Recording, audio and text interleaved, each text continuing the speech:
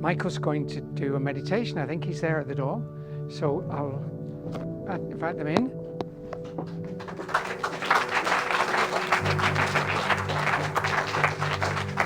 Smile. I was smiling.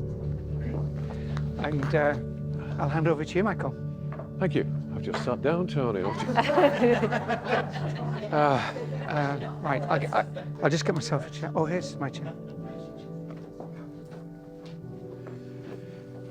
When I started work, 6 months after I left college, couldn't find a job, I was taken in as a classified trainee, classified advertising, and I hated it.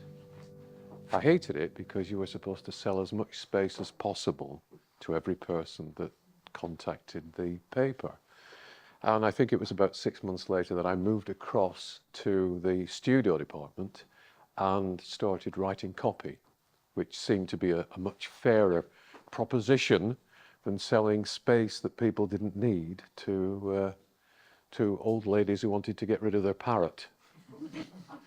And I'm reminded of one of the calls that came in once. I worked on the births, marriages and deaths section at one point.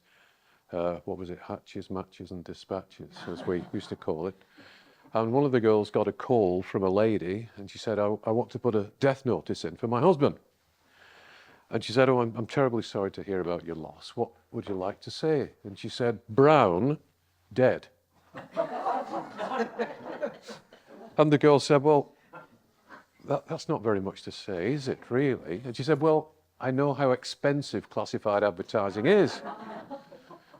And the girl said, well, you can have 5 words at least for the price of 2. It won't cost you any more. So it goes in 5-word chunks. She says, oh, I can have 5 words for the cost of 2? Yes. You can say a little bit more about your husband. She said, very well. Brown, dead. Volvo for sale.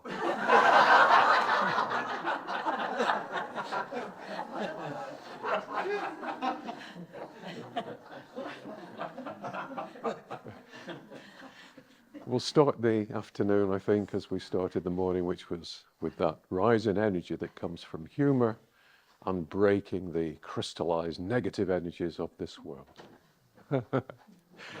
We're going to take a trip now.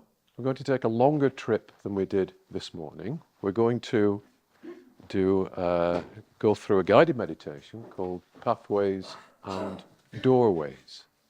And so we'll begin this by relaxing your physical body to a greater extent than we did this morning. You know what it's like? You sit for meditation and your elbow says, pay attention to me, I'm hurting. Or your leg says, scratch me, I need attention. Or your mind says, there's something that we need to do other than this. And we have to put ourselves in charge of our physical bodies, not the other way around, in order to meditate effectively. So can I ask you please to close your eyes again? And we will first of all address the body. So we're going to talk to our bodies.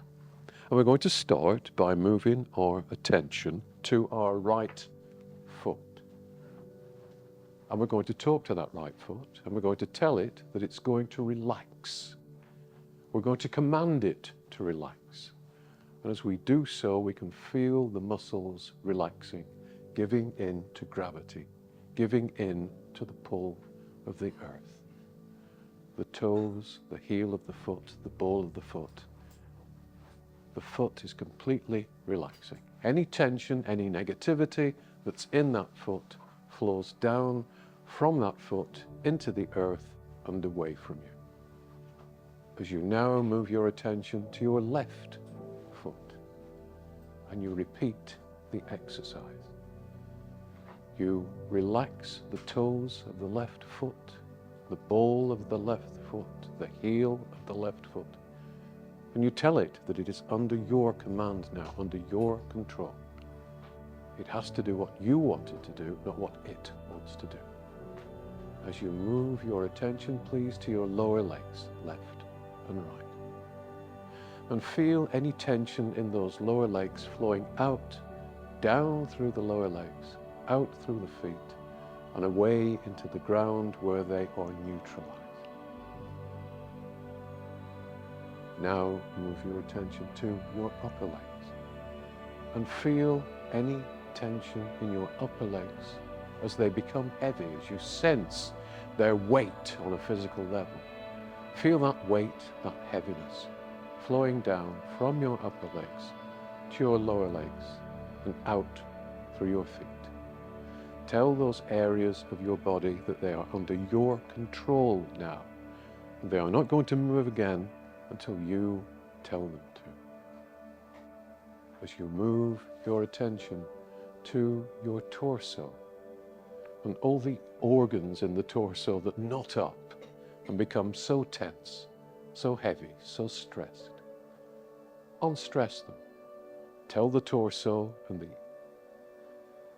organs within it that they are going to relax now. They are coming under your control. Feel any stress in those organs drifting down from the torso into the upper legs, down to your lower legs, and out through your feet and into the earth, where any negativity, any heaviness, any stress is neutralized and taken away from you. As you move your attention to your shoulders and your arms and your wrists and your hands, you are now going to relax these areas of the body. Feel the tension in your shoulders relaxing and flowing out, down your arms, down through your forearms, down through your wrists, down through your fingers, dropping down from them into your legs and down through the legs, out through the feet and into the earth. You are releasing that tension, you're releasing that stress, and you are bringing your body, your physical body, under your control. It will not move again until you tell it to. Now we go to that area where we store so much tension, the back of the neck. We carry so many burdens there. Let's unknot the back of the neck and let's feel any tensions that you find there flowing downwards, giving into gravity, down the spine, down through the upper legs and the lower legs, down into the feet and out into the ground and away from you. Their negativity can no longer influence you. You are peaceful, you are calm, and your body is coming completely under your control. As you move your attention finally to your head, and again we store up so much tension in the head, around the eyes, at the temples, around the lips. Let that tension from your head melt away, drift down from your head into your torso, down from your torso into your legs, down from the upper legs into the lower legs, into your feet and away from you. And I'll leave you for a couple of minutes to refine that process, to bring your body completely under your control and your command, and then we'll move on into this afternoon's adventure.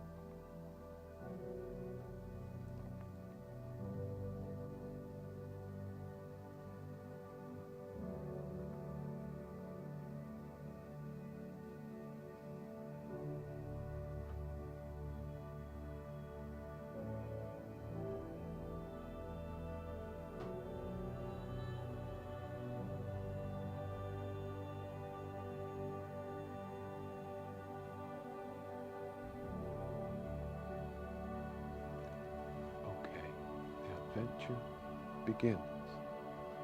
So, I want to see you to see yourself now standing up from your physical body. So you release yourself as a spirit that looks identical in every way to the physical you are used to. You stand up, leaving your physical body in the chair that you're sitting on, and you step forwards completely out of your body. You turn and you look back at your body, and you recognize that you are connected still to your body by a cord that feeds impulses between your physical body and your spiritual body.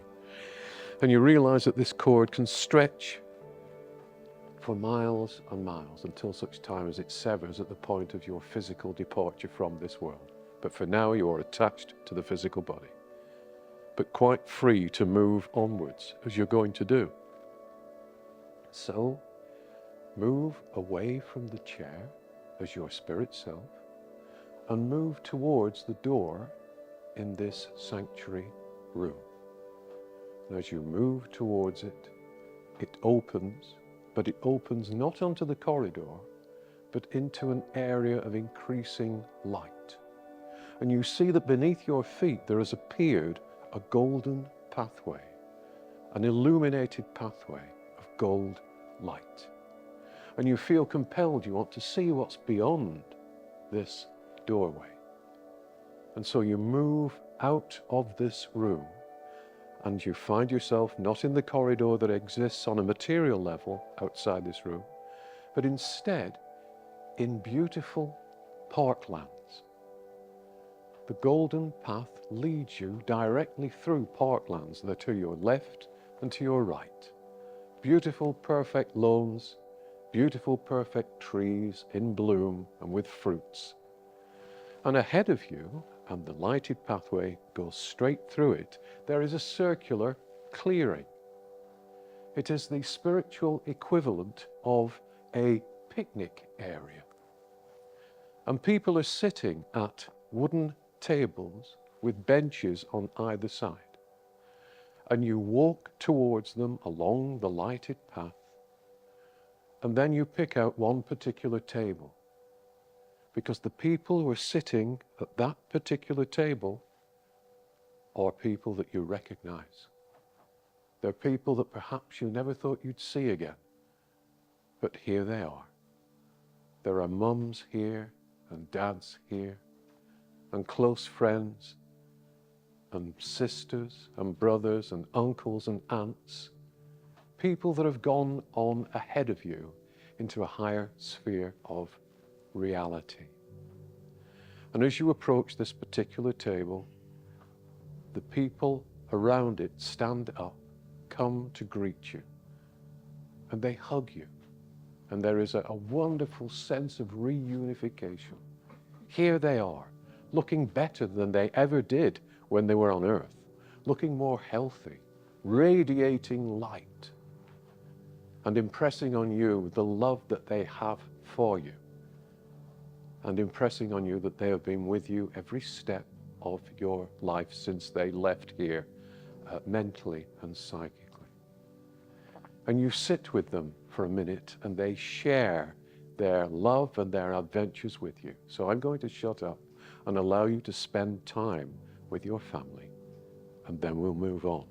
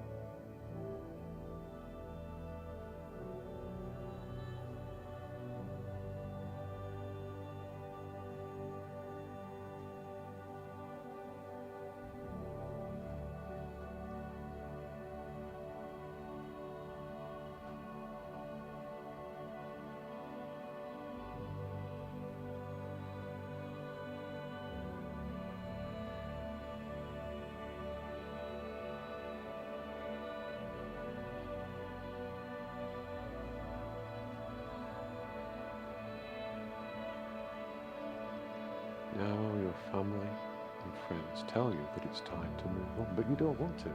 This is family after all, you don't want to leave them. And they say there's no need to worry. You can come back here anytime you want to in your meditations. So they stand up and you stand up, and you see that the path that leads out of the clearing and ahead is brighter than the path that led to it. And so you smile and you wave goodbye for now to your family and your dear friends, and you move on along the path. And the path takes you through further wonderful landscapes, further beautiful grassy parklands on either side, and there is a blue sky ahead. But then suddenly, ahead of you along the path, a door suddenly opens in the landscape. It swings open towards you, and you can see that the golden pathway leads through this door into an area of even greater light. And you feel compelled to move through it. It draws you joyously onwards. And so you move through the doorway, and the doorway closes behind you, and you see that the path now leads through fields and grassy hills, and that there are hedgerows on either side of the pathway you're walking along. And you look over these low hedgerows, and you can see fields in colours that you've never seen before. Surely that field contains grass that is purple. Surely that tree is gold, and that next one is silver. And there are colours here that you've never seen before on a physical level. And you continue along the pathway, and you find in the distance that there is a grassy bank leading down to a river, and that the pathway stops at the edge of the grassy bank. And there are people sitting on that bank. And as you walk towards them, they turn to look at you. And there's a sense of family again from these people. They're not talking to you by vibrating the air between you and them. They are talking to you mentally. But you understand what they're saying, and you see that they're all dressed in the same color or colors of robe. They all seem to belong to the same family. And you look down and you see that instead of the clothes you were wearing in the sanctuary, you too are wearing a robe of the same color. And as you reach the river's edge, the group invites you to sit down with them. And you understand mentally that these are members of a soul group. And they are engaged today in an activity. And they direct your attention to the far side of the river, the other bank of the river. And on the other bank of the river, you see they are focusing their attention. And as they do so, suddenly bricks of this beautiful white marble substance appear in the air. And they swirl around in a creative dance. And then they come together to form a building. And as they form this building, as it builds up in front of you on the far bank, they invite you to add a brick to that architecture. And so you know that if you think of a brick, one will appear. And you do so, and you see a brick that is distinctively yours appear and fix itself into the architecture of the building as it continues to build itself.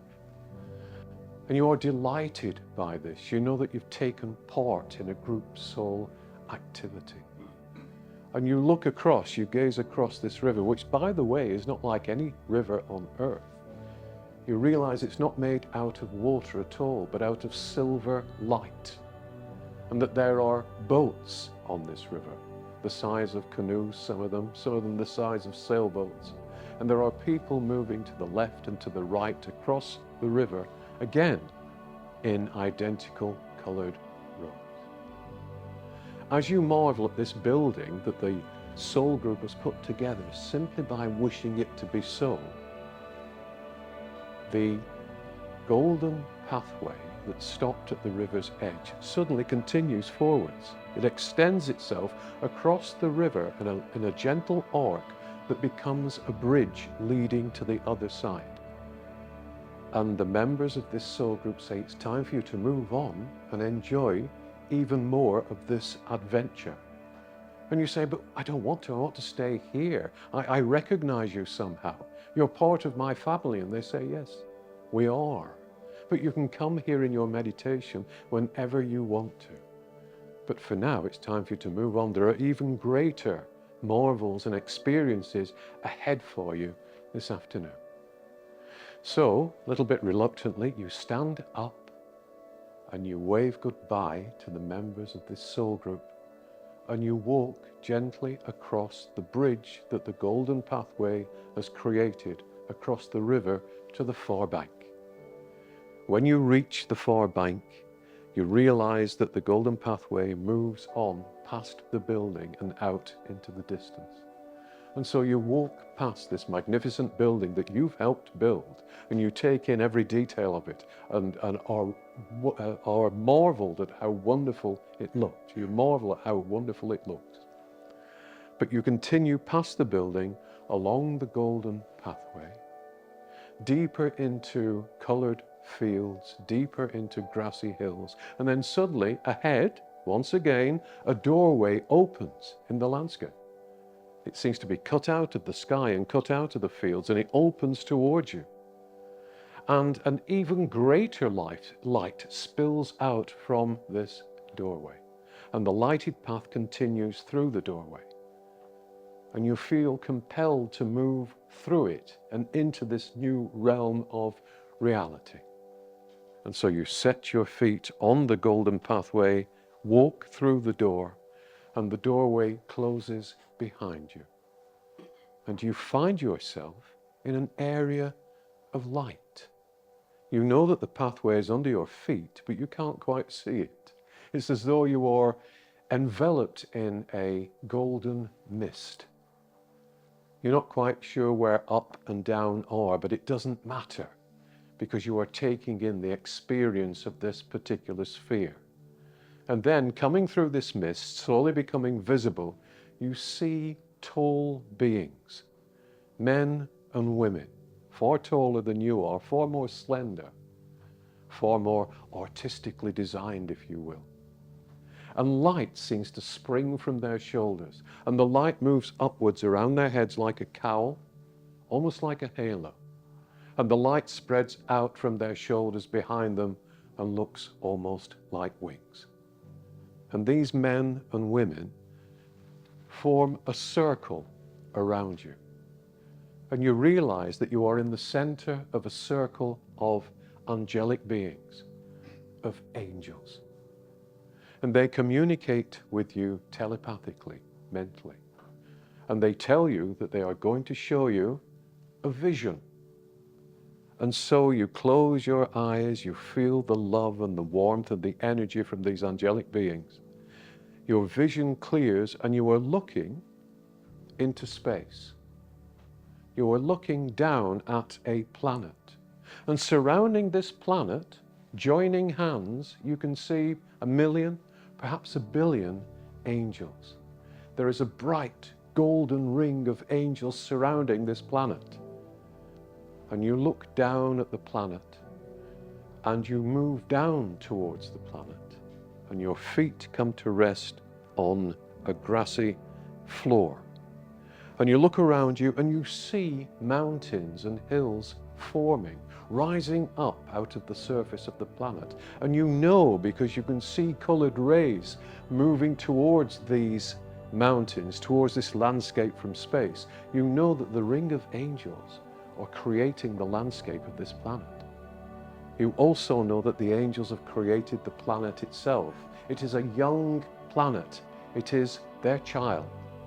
And they are in charge of it and in charge of its evolution. And then suddenly that vision clears and you find yourself standing once again within the ring of angels that have projected this vision to you. And ahead of you, the circle of angels around you breaks open. They stand to one side, to the left and to the right. And the lighted path continues on through the circle and ahead through the mist of this sphere of golden light. And they tell you mentally that it's time for you to move on. And you say, I don't want to move on. This feels like family to me. I want to stay here. And they explain that it's not yet time for you to be here, but you will eventually come back here, and you can at any time revisit this sphere in your meditation to receive their love and their inspiration. And so you move on through this sphere of this mist of golden light. And once again, the lighted pathway beneath your feet becomes visible. And once again, suddenly a doorway opens ahead of you. And the amount of light that shines through it this time is indescribable. It doesn't hurt your eyes, but it is brilliant. It is vibrant. You know that it is alive. And you so want to go through the doorway. So you move up to the doorway and you move through it, and it closes behind you. And you find yourself now in an area of indescribable light, and ahead of you there is a pinpoint of light. You are in a circular sphere, and there is a pinpoint of light ahead of you. And from that pinpoint of light is pulsing out waves of energy, waves of love, waves of God energy. And you realize, you know mentally, you know within yourself psychically, that you are standing before the heart of God. And as you do so, you receive visions from the dot within the circle, from the point within the circle. You look to your left, and there you see suddenly hanging in space ahead of you a complete galaxy. And you are looking at hundreds and thousands and millions of stars, all glittering in silver glory as this galaxy turns majestically in front of you. And you know and you sense that it is alive. And then you turn to your right, and as you turn to your right, you see not a galaxy, but an entire universe there in your vision. Against the inky blackness of space, there are countless suns and planets and stars and comets and nebulae, all turning, all you know, you feel, you sense being directed by this dot within the circle that is ahead of you. You turn back to the dot within the circle, and you experience love emanating from that dot, such as you have never experienced before. You are totally loved. You are totally accepted. You are totally at home. And you know somehow this love that you are feeling not only exists in front of you as the dot within the circle, but also exists within you, within your heart, and that you and the dot within the circle are one. You stand there transfixed for a moment. But then a voice says in your mind, it's time for you to go back now. And you say, I don't want to. This is where I came from. This is where I want to return to. This is family. This is you and me together. This is wonderful. And the voice says, for now, the adventure for you must continue on earth. So turn around, and one day you will be back here with me. We will be together. But remember, you can always come and visit me for inspiration and for love and for encouragement and for support whenever you wish to in meditation. And so you turn away from this wonderful, this brilliant light of love, and you walk back along the lighted path that appears beneath your feet, and a doorway appears ahead of you. And you move through it, and the doorway shuts behind you, and you find yourself once more in the realm of the angels. And they surround you once more, and they surround you with their love. And you say, can't I stay here? This is wonderful too. This is family too. I recognize each of you. I want to be back with you again. And they say, not at the moment. You have other experiences to meet along your life's path before you can come back here. But you can meet us at any time in meditation for inspiration and for love. And we have a gift for you. And coloured rays shoot out from them and impact on your heart and are absorbed by your heart. And you know that you have absorbed the wisdom, the inspiration of the angelic realm. And it will be with you whenever you need it. You can draw on it because a piece of them is within your spiritual heart. And so reluctantly you move on from the angelic realm, through the angelic realm, and suddenly a doorway again appears on the lighted path ahead of you. And you move through it and it closes behind you, and you find yourself once again in the realm of the soul group.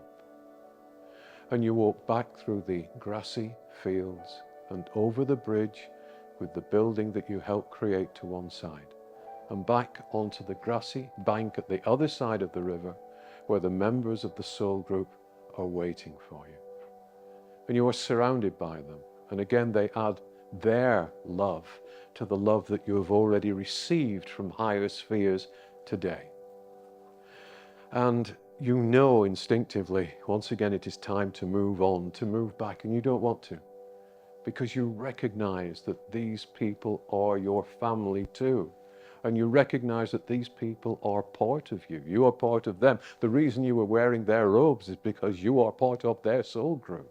You are a member of their soul group. And they say, go onwards for now. Go back to the earth sphere. You have other adventures yet to undertake. But you can come back here whenever you wish to, and you can certainly come back here in meditation. And one day, we'll be waiting for you. And a little reluctantly, you move on once again along the lighted path. And as you do so, your clothes turn back from the robes you've been wearing as a member of the soul group to the clothes that you have been wearing in the sanctuary today. And so a doorway opens ahead of you, and the lighted path beckons you onwards through that doorway. And you move through the doorway and find yourself in the grassy parklands of the sphere where your friends and your relatives are currently residing. And there they stand by the table in the picnic area in the clearing that lies ahead of you on the lighted path. Once again, you can greet mums and dads and brothers and sisters and cousins and friends. There are even animals here, beloved pets that are also fine, also happy, also vibrant, also very much alive. And oh, you want to stay here. But you're my family.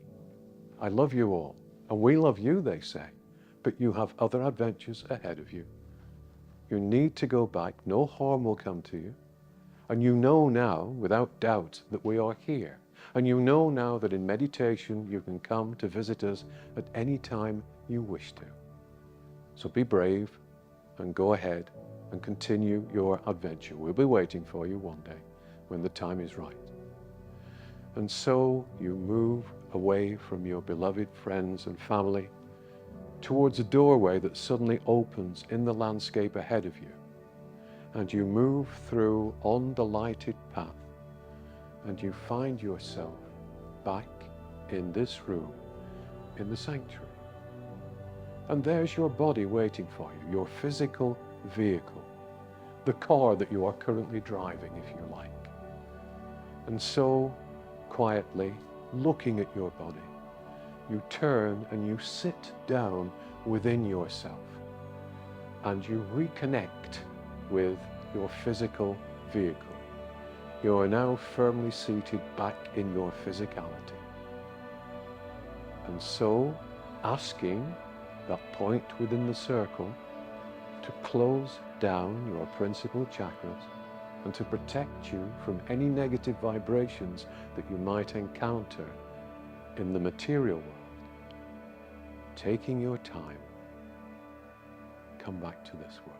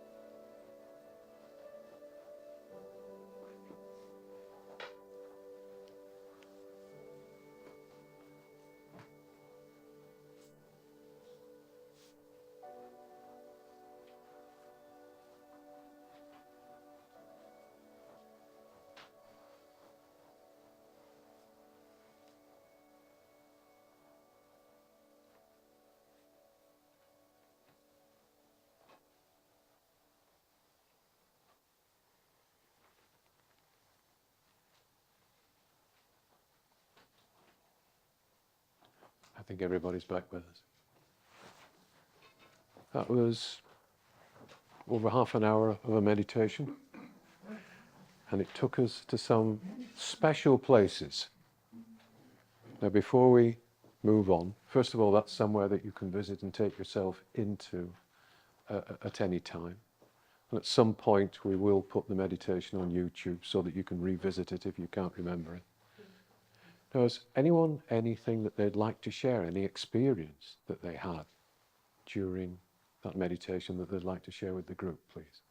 And when I came back just now, there seems to be such an emanation of light coming from everyone. And it was like, it's my soul group. It's wonderful, isn't it? Because ultimately, we are all in the same soul group, because soul groups move together to merge to soul groups, merge to soul groups, merge to soul groups, until we're all back home and all one. Individuals, yes, but still one, part of the whole. Somebody else, was it? Oh, the lady over there. Before you mentioned on the way back, the pet thing. The pet that I looked up was there at the beginning. Oh, that's lovely. Yes, So that's all I mean. that's great. Thank you. Anyone else, please? Lady at the centre there. Hi. Thank you. Hi. I saw such a lot of light. Saw such a lot of light, felt the light, and also the geometry came in. Yes. And I saw the beings that, met the beings, and wonderful. Oh, that's great. Thank you. All Thank you. But those beings, of course, the family and friends are, of course, part of us. The soul groups are part of us. The angelic beings are part of us. And we are part of God. And there is such love there at that point within the circle as an abstract representation of divine energy. And isn't that isn't that what's missing in our world today? And that's why everything's wrong. You add that to the mix, you add that divine love to the mix, and everything falls into place and everything's in order and as it should be once again. And it's as simple as that. This lady at the front. Hi. When I went to the family bit, one person was missing. Oh gosh. They weren't there. Having an away day, were they? What? No, they where it was actually my mum. I'm like, where's my mum? I said, don't worry about that. She's not here. She's somewhere safe. But she wasn't in the family bit. Right. So I don't know what that meant. She wasn't there. Well, I can't They say. said, don't worry about it. No.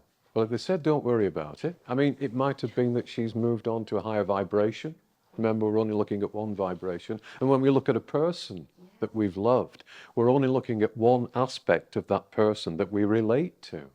Those people have had multiple incarnations, many, many experiences, and they can choose to appear to us as who they wish to be from that wardrobe of clothes, personalities that they've worn in the past. So I'm sure your mum's fine, but how naughty of her not to be there. Did she like shopping or what? It was like, well, don't worry, when the time's right, Yes. you'll meet, but she's safe Yes, somewhere. yes. Sometimes in the spirit realms, they can go into contemplation for quite a long time, where they just retreat. So maybe while we were on that meditation, she was in another meditation that was, I'm not going to say better, but a longer meditation. What about estranged members of family? Estranged? Well, that's up to them and up to you. I mean, you can only offer your love to them. They will have to understand the challenges that they have and decide to offer their love to you in due course. And to let what, from that point of view, are trivia go and then reunite with you. Yeah, well, I offered them love this time. That's fantastic. Family, Mm. When my father died, that was my best opportunity. I'd tried before, but that was like all the family together there. They surprised me when they came to the funeral. That was nice. So I tried to bring all the family together again. They refused Ah. and went their own separate ways then. So All in good time. That they have an earthly Well, they weren't there together. right. They have an earthly perspective, you have a spiritual perspective. And it does, tying in with what this lady was saying about her mum not being there. My mum, and it wasn't because there was anything between me and my mother, but she had a few things that she needed to work out in her mind. And so my dad, when my dad went, I was only 30 when my dad went, and instantly he would come back. And he would tell me what he was doing, and he was gardening, and he had some of the pets there with him. And I was quite jealous of him because he had a full head of hair. And I had a favourite jacket that Jane bought me when we first got together. And I was considerably larger then than I am now. And we decided that I couldn't wear it anymore because it swamped me. And my dad would come through wearing this jacket, beautifully tailored, and looking younger than me. And I was very upset about that, he said, with a twinkle in his eye. But my mum, I don't see my mum as often. I've seen her a couple of times as a young woman, how she looked when she was about 19 or 20. And I know she's there, but my connection with my father is far stronger psychically than my connection with my mother. It all depends on what our life mission has been, whether we've accomplished that mission, and of course where we want to go on that side. And as you say, in my case, there wasn't any resentment from my mother and my father. But if there's resentment there, then that has to be worked out before you can reunite with that person. Not from your side, you've forgiven, you're sending out love, but from their side. And one day they'll wake up, relatively speaking, and think, yeah, what was all that about? And then you'll see them again. Was that it on that section? Right. Before we move into a second question and answer session, today's title, of course, is Wonderful You. Now, you can't get inside my head, and you're lucky in that.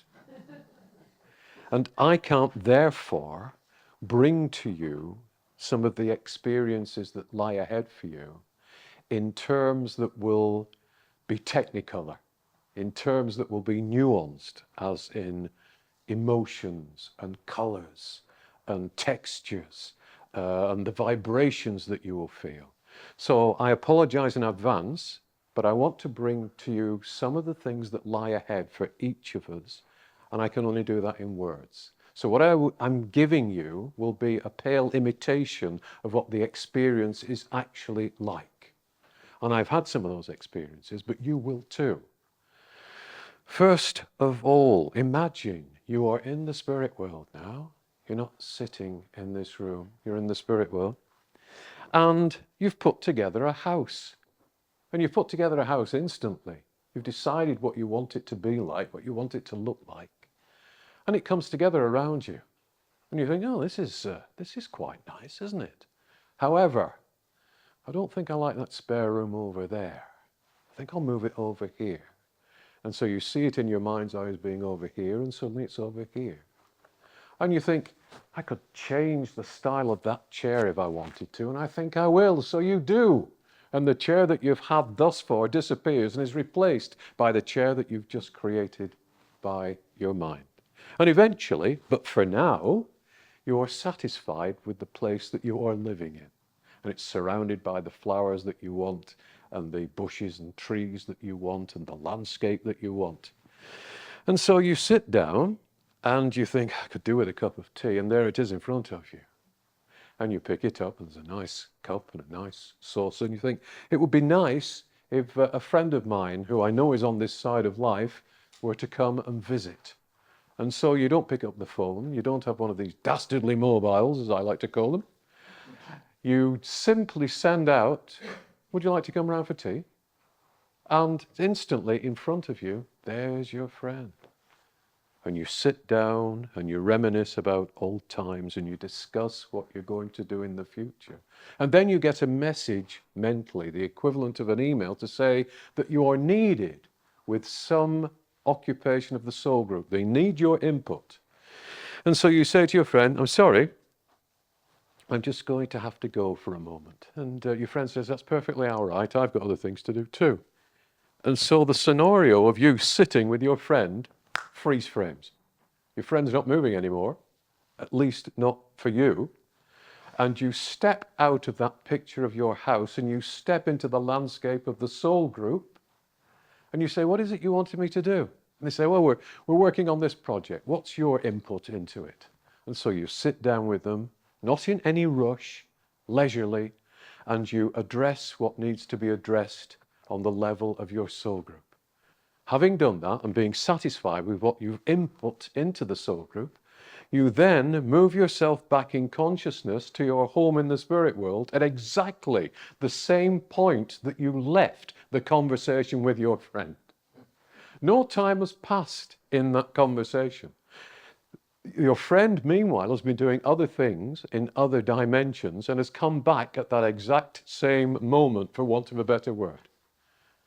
He or she unfreezes and you continue the conversation.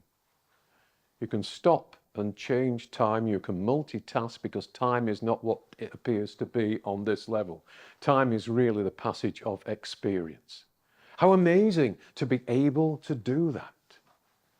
My father, who was a gardener, he had green fingers and green thumbs. He would just poke a hole in the soil, drop something in, and it would grow. And he has with him a number of our pets. We lost 2 dogs within 6 months, a good number of years ago, and he looks after them. And so there are pets running around. There was also a, not Siamese, what's the word, a Persian cat that my mother had, and he's got that cat with him, Jasper, as well. And he has a garden area there. Now he's growing things, he doesn't need to eat them. And he has the option of actually creating vegetables and plants and blooms in his mind and planting them with his mind, or he has the option of doing them the old-fashioned way, of taking seeds, poking a hole in the ground and dropping those seeds in and watering them and watching them grow. And he prefers the latter option, because although he can work as a spirit to instantly create what he wants in that garden, he prefers the hands-on approach. So he has the option of that too. Imagine as a spirit, one day somebody comes for you. Let's take the Persian gentleman.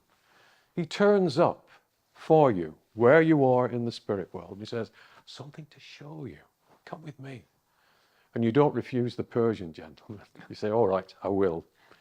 And so the landscape around you changes, and you find yourself not standing in the area outside the house where you normally or at this time reside in the spirit world. You find yourself looking down on a world, looking down on a planet.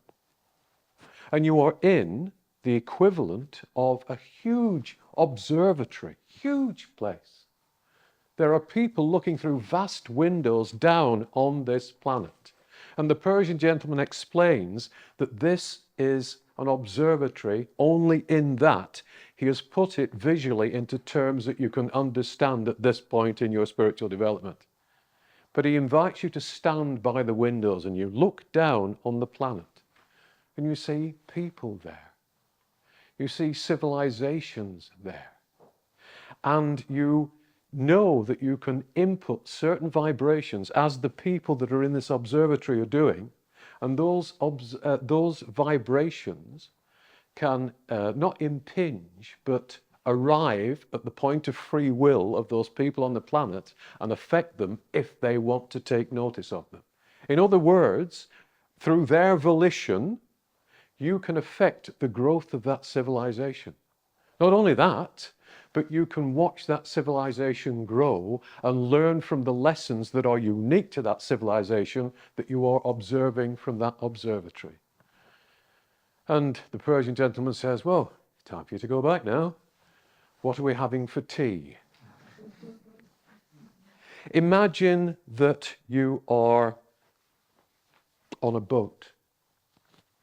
It's a big white ocean liner, and it's docked by a sandy shore. And you see that it's sitting not in water, but in a sea of light. And there is a gangplank coming down from one side of this boat onto the shore. And along this gangplank, going up it and boarding the boat, are all kinds of people. All races, all sizes. Some of them are in pajamas.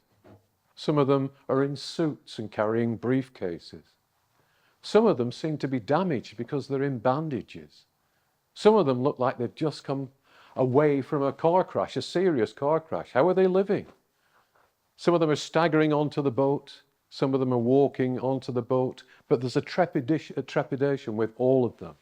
They're slightly afraid of where they're going. And you walk up the gangplank with them, and you emerge on the top deck of this boat. And there's no superstructure on this top deck apart from benches, rows and rows of benches. And you know instinctively which bench to sit at, because there is a spirit more highly evolved than you speaking in your ear. And you sit down at one of these benches, and you're with a number of these people that have gone up the gangplank. There's somebody in bandages with a lump on their head. There's somebody in pajamas looking startled. There's somebody in an office suit wondering where their car keys are. And you send out love to these people, and you attempt to calm them. And you tell them that everything is all right. And as you move mentally from one person to another, you are given the words, fed the words by your inspirer to say to them to calm them down. And the boat sets off from this shore silently. It moves out across this great ocean of silver light. And another shore appears in the distance and comes closer. And as you near this shore, you can see people lining the shore in groups. And the people that you've been talking to that are sitting with you suddenly realize that they are looking at people that they've known and loved. My wife that I thought was gone forever, she's here. My husband, my mum, my dad. They're waiting for me. They're there, they're alive, they're vital. And it's glorious to see the change in these people, because the bandages fall away, because the fear falls away. And because of what you've said to these people, being inspired by people from a higher sphere, you have taken away their fear.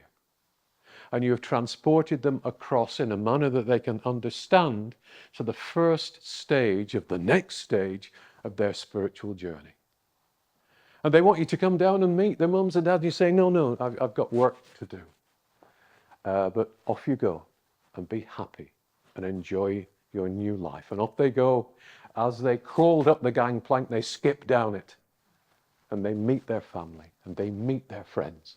And then they move off into the light and back into their spiritual experience as opposed to a material one.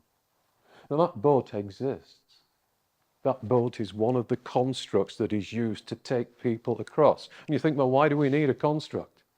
We need it because the people that go on the boat, go across on the boat, are not yet ready to accept that they are spirits, not yet ready to accept that they can think themselves from A to B simply by thinking about it, and need some sort of logical construct that they can understand to take them from where they have been on earth to where they are going in the spirit worlds.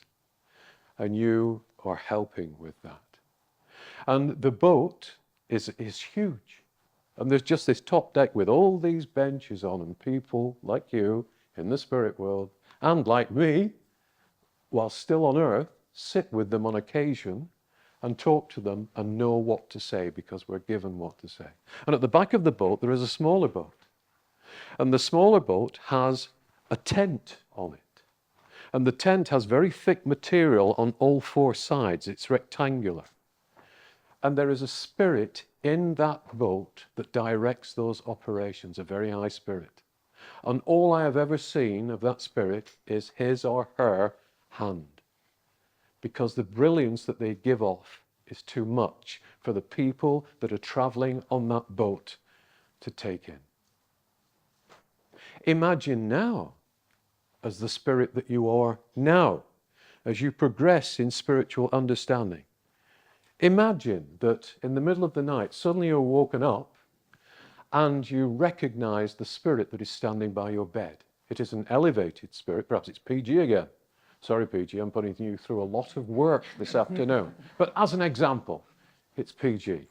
In Joan and myself's case, it was the big Indian who would come for us. Independently, 2 houses, and he would call for Joan and he would call for me. And we would stand up, as we visualized a few moments ago, out of our physical body, and we would move out through the walls of our house as though those walls weren't there. And then we would find ourselves in a variety of places. One time we found ourselves with a Spitfire pilot in France. And his Spitfire had come down in France, had been buried. It was in a rocky outcrop. And the control stick, the flying stick, had gone through his chest and had pinned him to the seat. Now, of course, that was his physical body. But for all those years, he was sitting there believing that he was still alive and waiting for someone to come for him.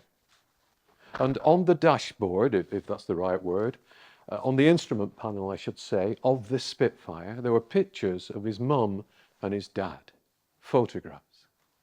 And I went up to him and I tried to talk to him, listening all the while to what I was supposed to say to him, but he wouldn't move. He wouldn't come out. He wanted his father. And the spirit who was with us on that night said, wait a minute, keep him talking. And he disappeared. And a few moments later, he came back with an older man who transformed in front of me into a likeness of the picture of the boy's father. It was the boy's father. He'd simply transformed himself back to how he looked when the boy had died. And the boy looked at him and said, Dad. And stood up out of his body, and the physical body fell away like ashes. He went over to his father, hugged him, and they went off into the light. On another occasion, we were taken out at night, and it was very odd because it was like something from the Twilight Zone. There was a Lancaster bomber sitting on an island in a mist of light. It was on a rocky outcrop that just covered the base of this plane that had its wheels down. And there was nothing all around it except mist and a drop, a precipice. And there were 3 young men standing there in flying jackets. And one of them was quite angry, and was quite angry with me. And he said, it's all right for you, you've had your life. We haven't. He looked to be in his early 20s. I remember he had ginger hair. And we talked to them at length, and a light appeared like a doorway in front of them, a little ahead of them. And we managed to persuade them to walk through into the light. And as they did so, this angry young man trailing behind, the dark-haired young man who I'd been talking to turned back and said, thank you. And they disappeared. And then the bomber disappeared, and we found ourselves back in our beds, in our separate houses. Now, what used to happen between myself and Joan was that we'd ring each other and say, we were out somewhere last night, weren't we? There's a gap in my memory. There's one in mine too. And then, independently of each other, we would have total recall of what had happened. Exactly the same story. So, what else can I tell you about what lies in store for you? Yes.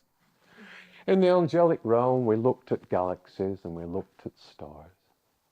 We are the creators of galaxies and stars and planets. We are angelic beings. We have forgotten that.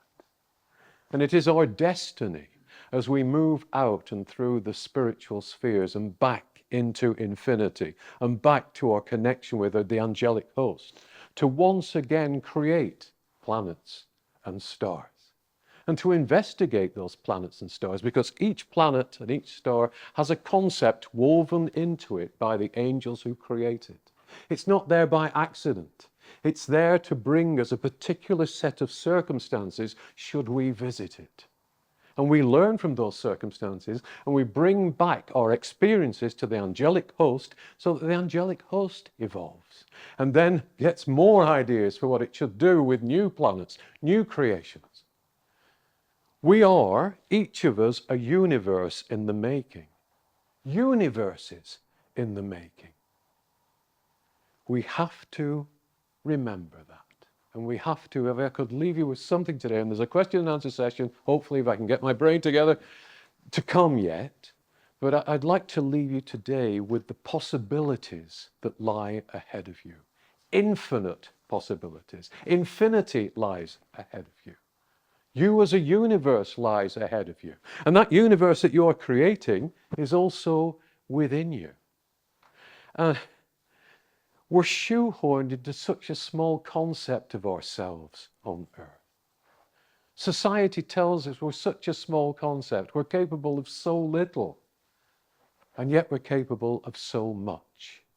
And that doesn't depend on what we do for a living, or how we feel we fit into our family or into society. Those are small things. No one of us is greater than any other one of ourselves. We are equal creators, equal angelic beings, equal parts of this universe, equal creators of other universes. Now that to me, I don't know about you, but I find that exciting. That's a bit more exciting than 9 to 5, or what's on the telly, or what should we shop for this week. And if I could leave you with one thing, and I'm not leaving you yet, but if I could leave you with one thing, it's that knowledge. It's to keep that alive in your hearts. Because by keeping that alive in your hearts, you keep it alive in the world. And it's essential that that connection remains strong and grows stronger. Each of you is a vessel for the light, a beacon for the light, and an ambassador for the light. So in the times when you feel down and you feel lousy and you feel tired and you feel depressed and you feel what's it all about, you know what it's all about. And it is your job as spiritually aware people, as spiritual seekers, to spread that message simply by being you. Because by being you as a spiritually aware person, you radiate out the light. And people won't always consciously take in that light. Sometimes they will. But that light surrounds them. That light infuses them. And that light sets them off on their own spiritual journey. So that we'll get to the point where we will leave here en masse and think, well, we made a bit of a mess of that, didn't we? But it's all right now. Questions, please. And a drink of water. What a surprise, Paul. What would you like to ask? When we all transition. Poppers clogs. Fall off the twig, yes. Well, because you're a medium, are you more highly, would you go to a higher plane than the rest of us here? Gosh. I mean, immediately. Oh, yes, of course. No. Remember that we don't know fully who we are when we are here. We don't know what we've accomplished in past lives. We don't know what our true vibrational rate is. So each of us, upon passing from this world, is able to integrate with a spectrum of vibrations up to the point where that vibration is above ours. So anything below that, and including that, we can go to. Remember that we've had past lives as well. We don't know what we've accomplished. We don't know what we've been. So some of us will need that boat because we are not aware that we're spirits. We will eventually become aware again that we are spirits. And some of us, upon passing over, will think, oh, wait a minute. I remember. I'm going home. And we will find ourselves in the vibration that we left before we came here. But not only that, it could be, for example, we go back to a level of a soul group, and they say, oh, well done. On behalf of us all, you have gone through certain experiences that are now allowing us to move up a level. So get your suitcase, and we're off. And you move up to somewhere even more refined in vibration as a result of the experiences that you've had during your earthly life, and bringing back those experiences to the group. Because you can come here to go through experiences not just on behalf of yourself, but on behalf of your soul group. There are certain lessons that you think, why is it always me? Why is this always happening? I'm trying to be a good enough person. I don't deserve this. And there are certain circumstances, certain trends, certain patterns that are inbuilt into us as physical beings that we have to resolve or rise to the challenge of on behalf of not just ourselves, but our soul groups as well. Right. So we can come back with a test, with a mission, for example, to clear some karma, to clear something that applies to a certain number of those members of the soul group. Not necessarily karma that has originally been ours, but it is shared by the soul group.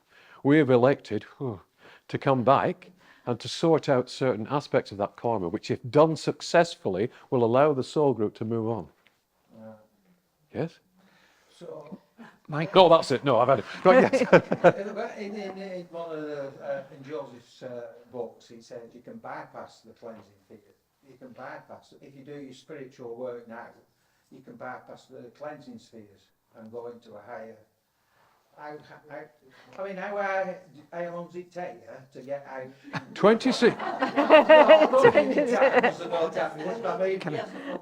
do you, what do they call it, when you start to create the universe? How highly evolved do you have to be? Well, first of all, start working on universe. First of all, you are, first of I'm all, afraid of meeting Tony there and asking me to do. first of all, our concept of heaven through many religions is wrong. We think that you move from here, you go to heaven, and that's it. I'm not saying that you sit on clouds and play harps, but you arrive at heaven and that's it. I could never understand why the spheres beyond this one seem to be nested around the earth. And they are nested around the earth because of the fall.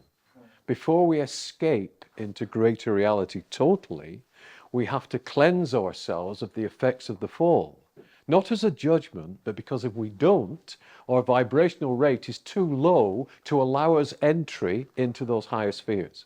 So the cleansing spheres exist to do just that, to cleanse us gradually, so that we can escape from the effects of the fall and take our place back as what we once were. Now, on the level of creating planets and stars and galaxies, we do that as the angelic beings we really are. Yeah.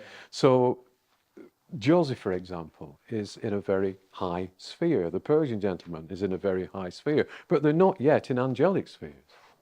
And I can share with you another example of what lies ahead for you, because that sparked one off. Thank you. In that, imagine that you are in one of the spiritual spheres, and a call goes out to you. You're invited to an arena, for want of a better word, a vast arena, circular, and it's got tiered seats along its walls.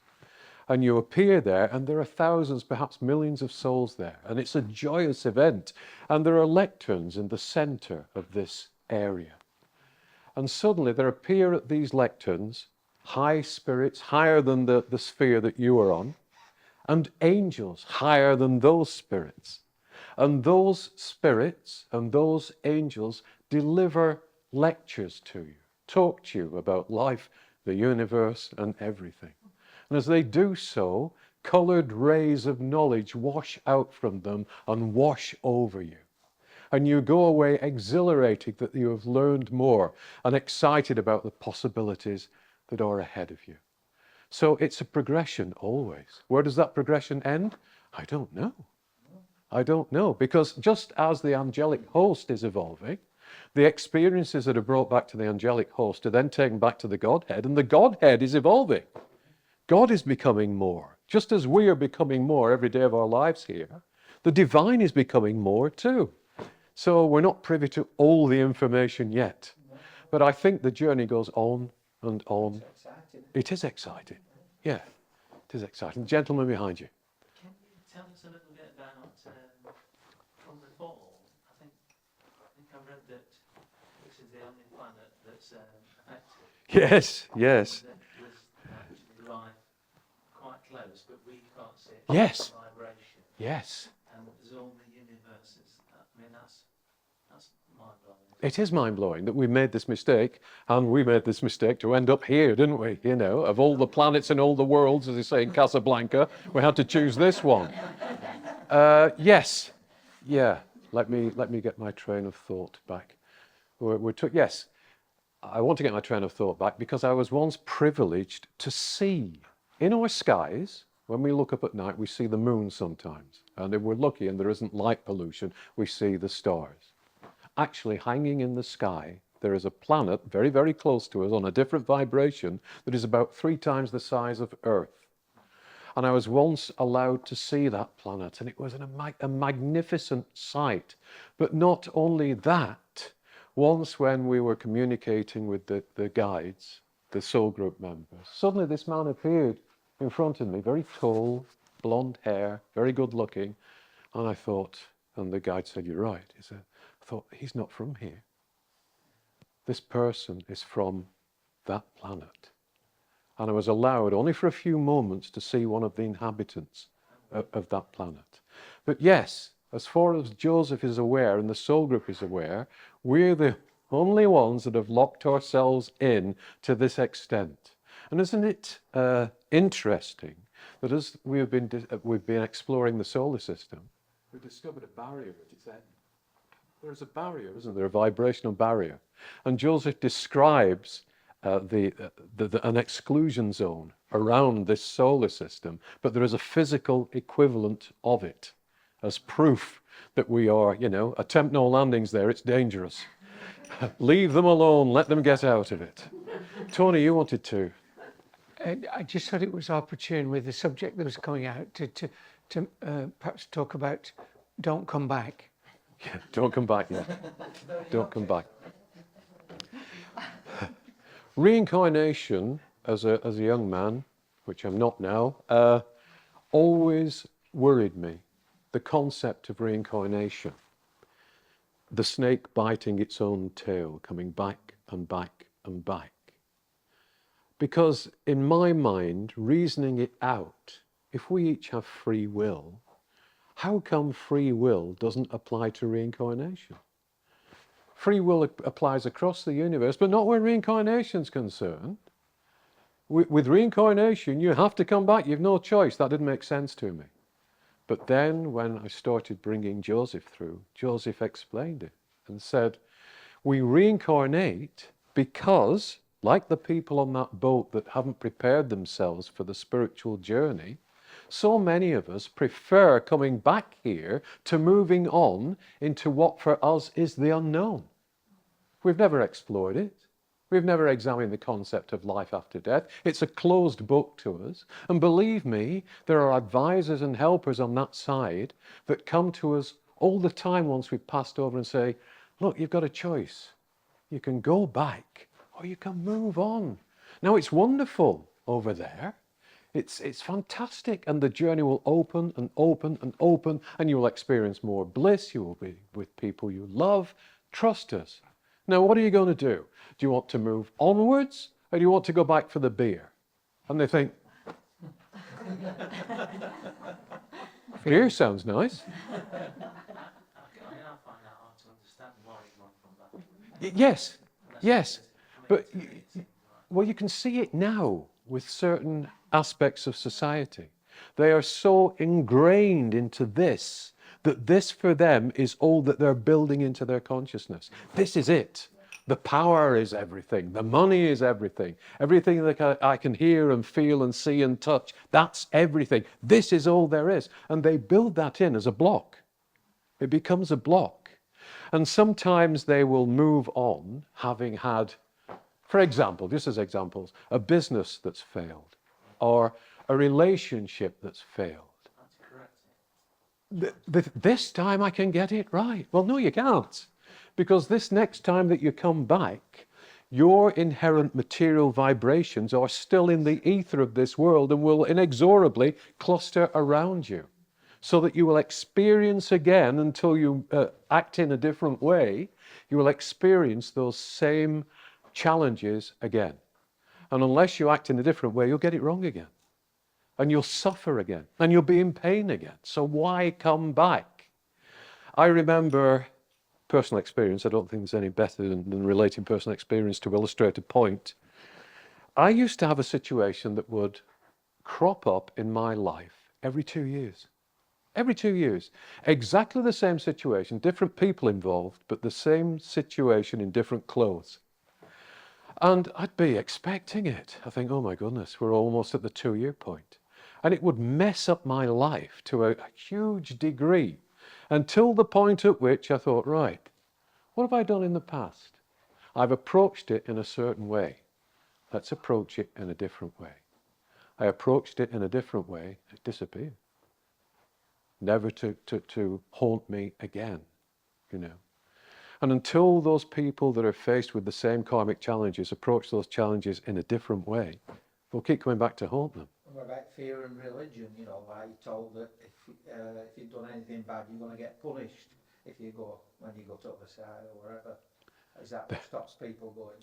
There's a word for that, but I can't use it in here. Yeah. Many religions, not all religions, but many religions work by control.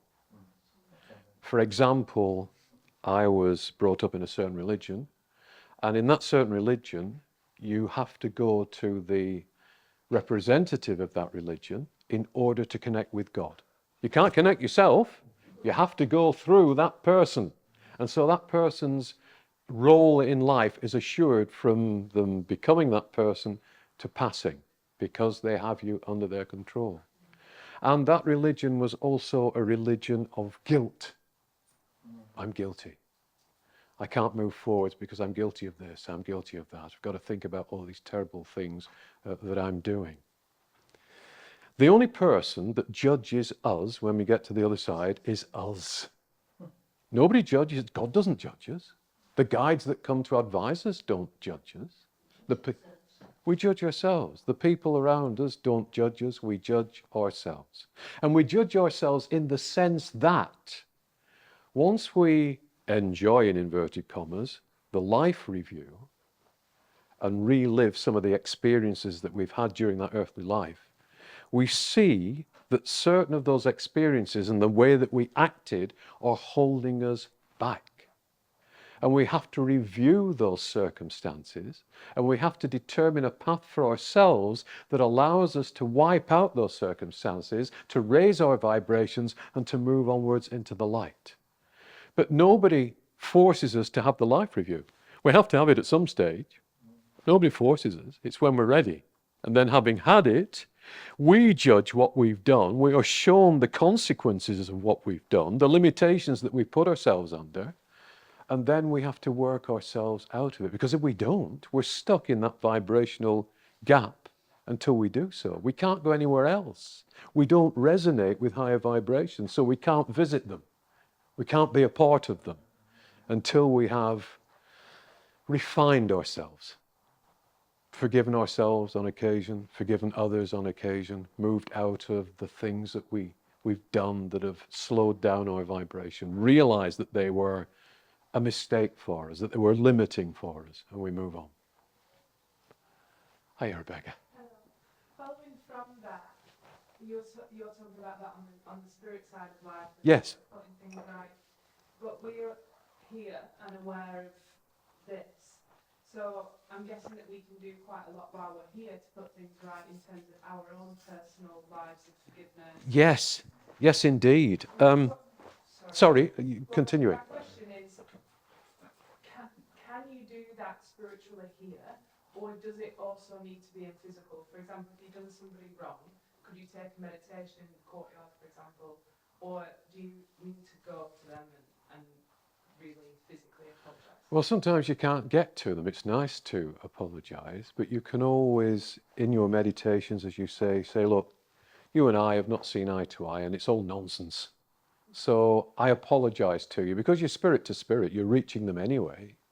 I apologise to you for anything that I have done that may have harmed you. I for a while thought that you have harmed me, but now it doesn't matter. And so I forgive you, but then there's nothing to forgive between us. And so we are both love, we are both part of God, and I wish you well in your life, and I hope that in return you wish me well in mine. Yeah, we can repair a lot of damage on this level, because we have, each of us, something that is very, very handy and is built into us, and it's a God-given compass, and it's called a conscience.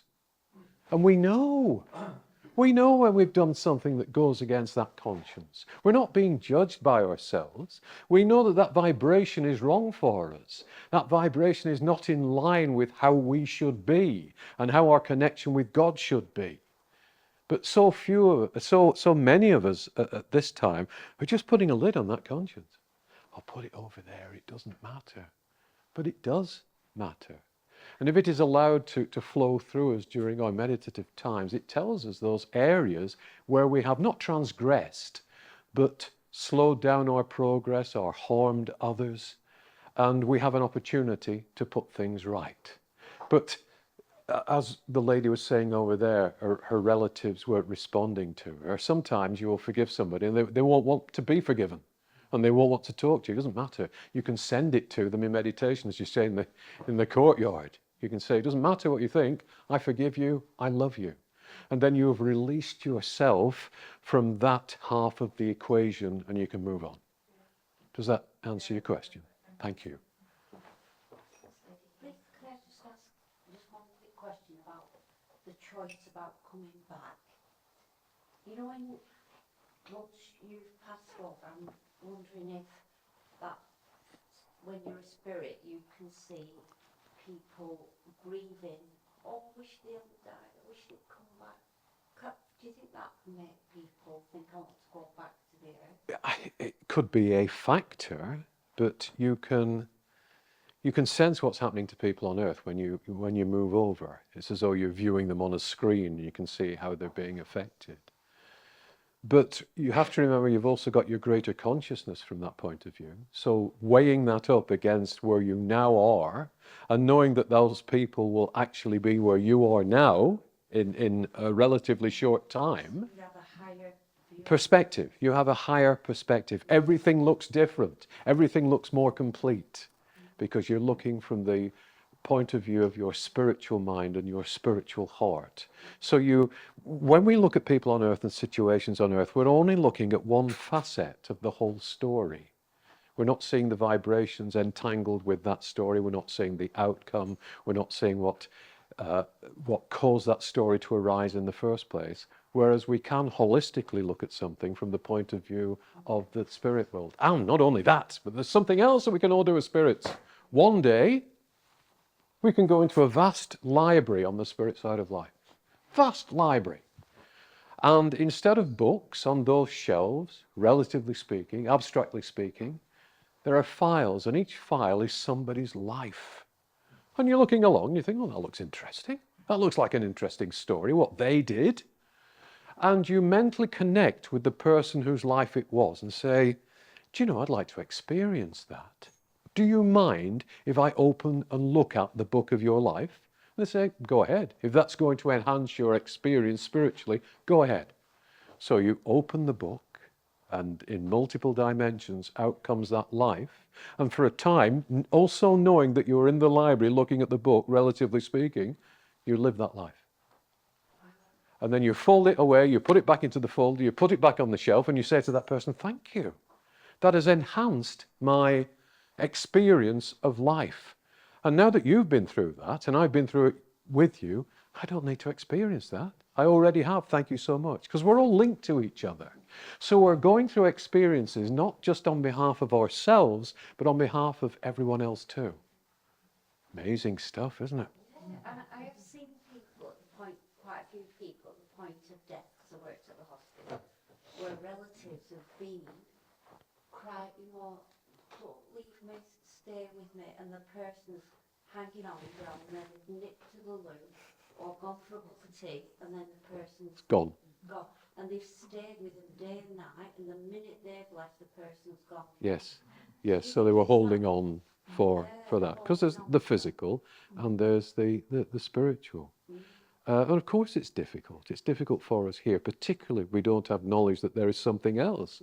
We believe that we're losing that person forever, you know, and even with spiritual knowledge it's difficult. But it shouldn't be like this. If we were all spiritually aware now and able to see spiritually now, we would know that those people are just around a bend in the road and that we would meet them very soon along our own life path. And we would know, because we would receive visits from them, that they were perfectly all right, like my dad, popping in to see me. I'm fine, don't worry about me, you know. Again, it's this close off because of the effects of the fall. We've buried our God consciousness. We have to get that back.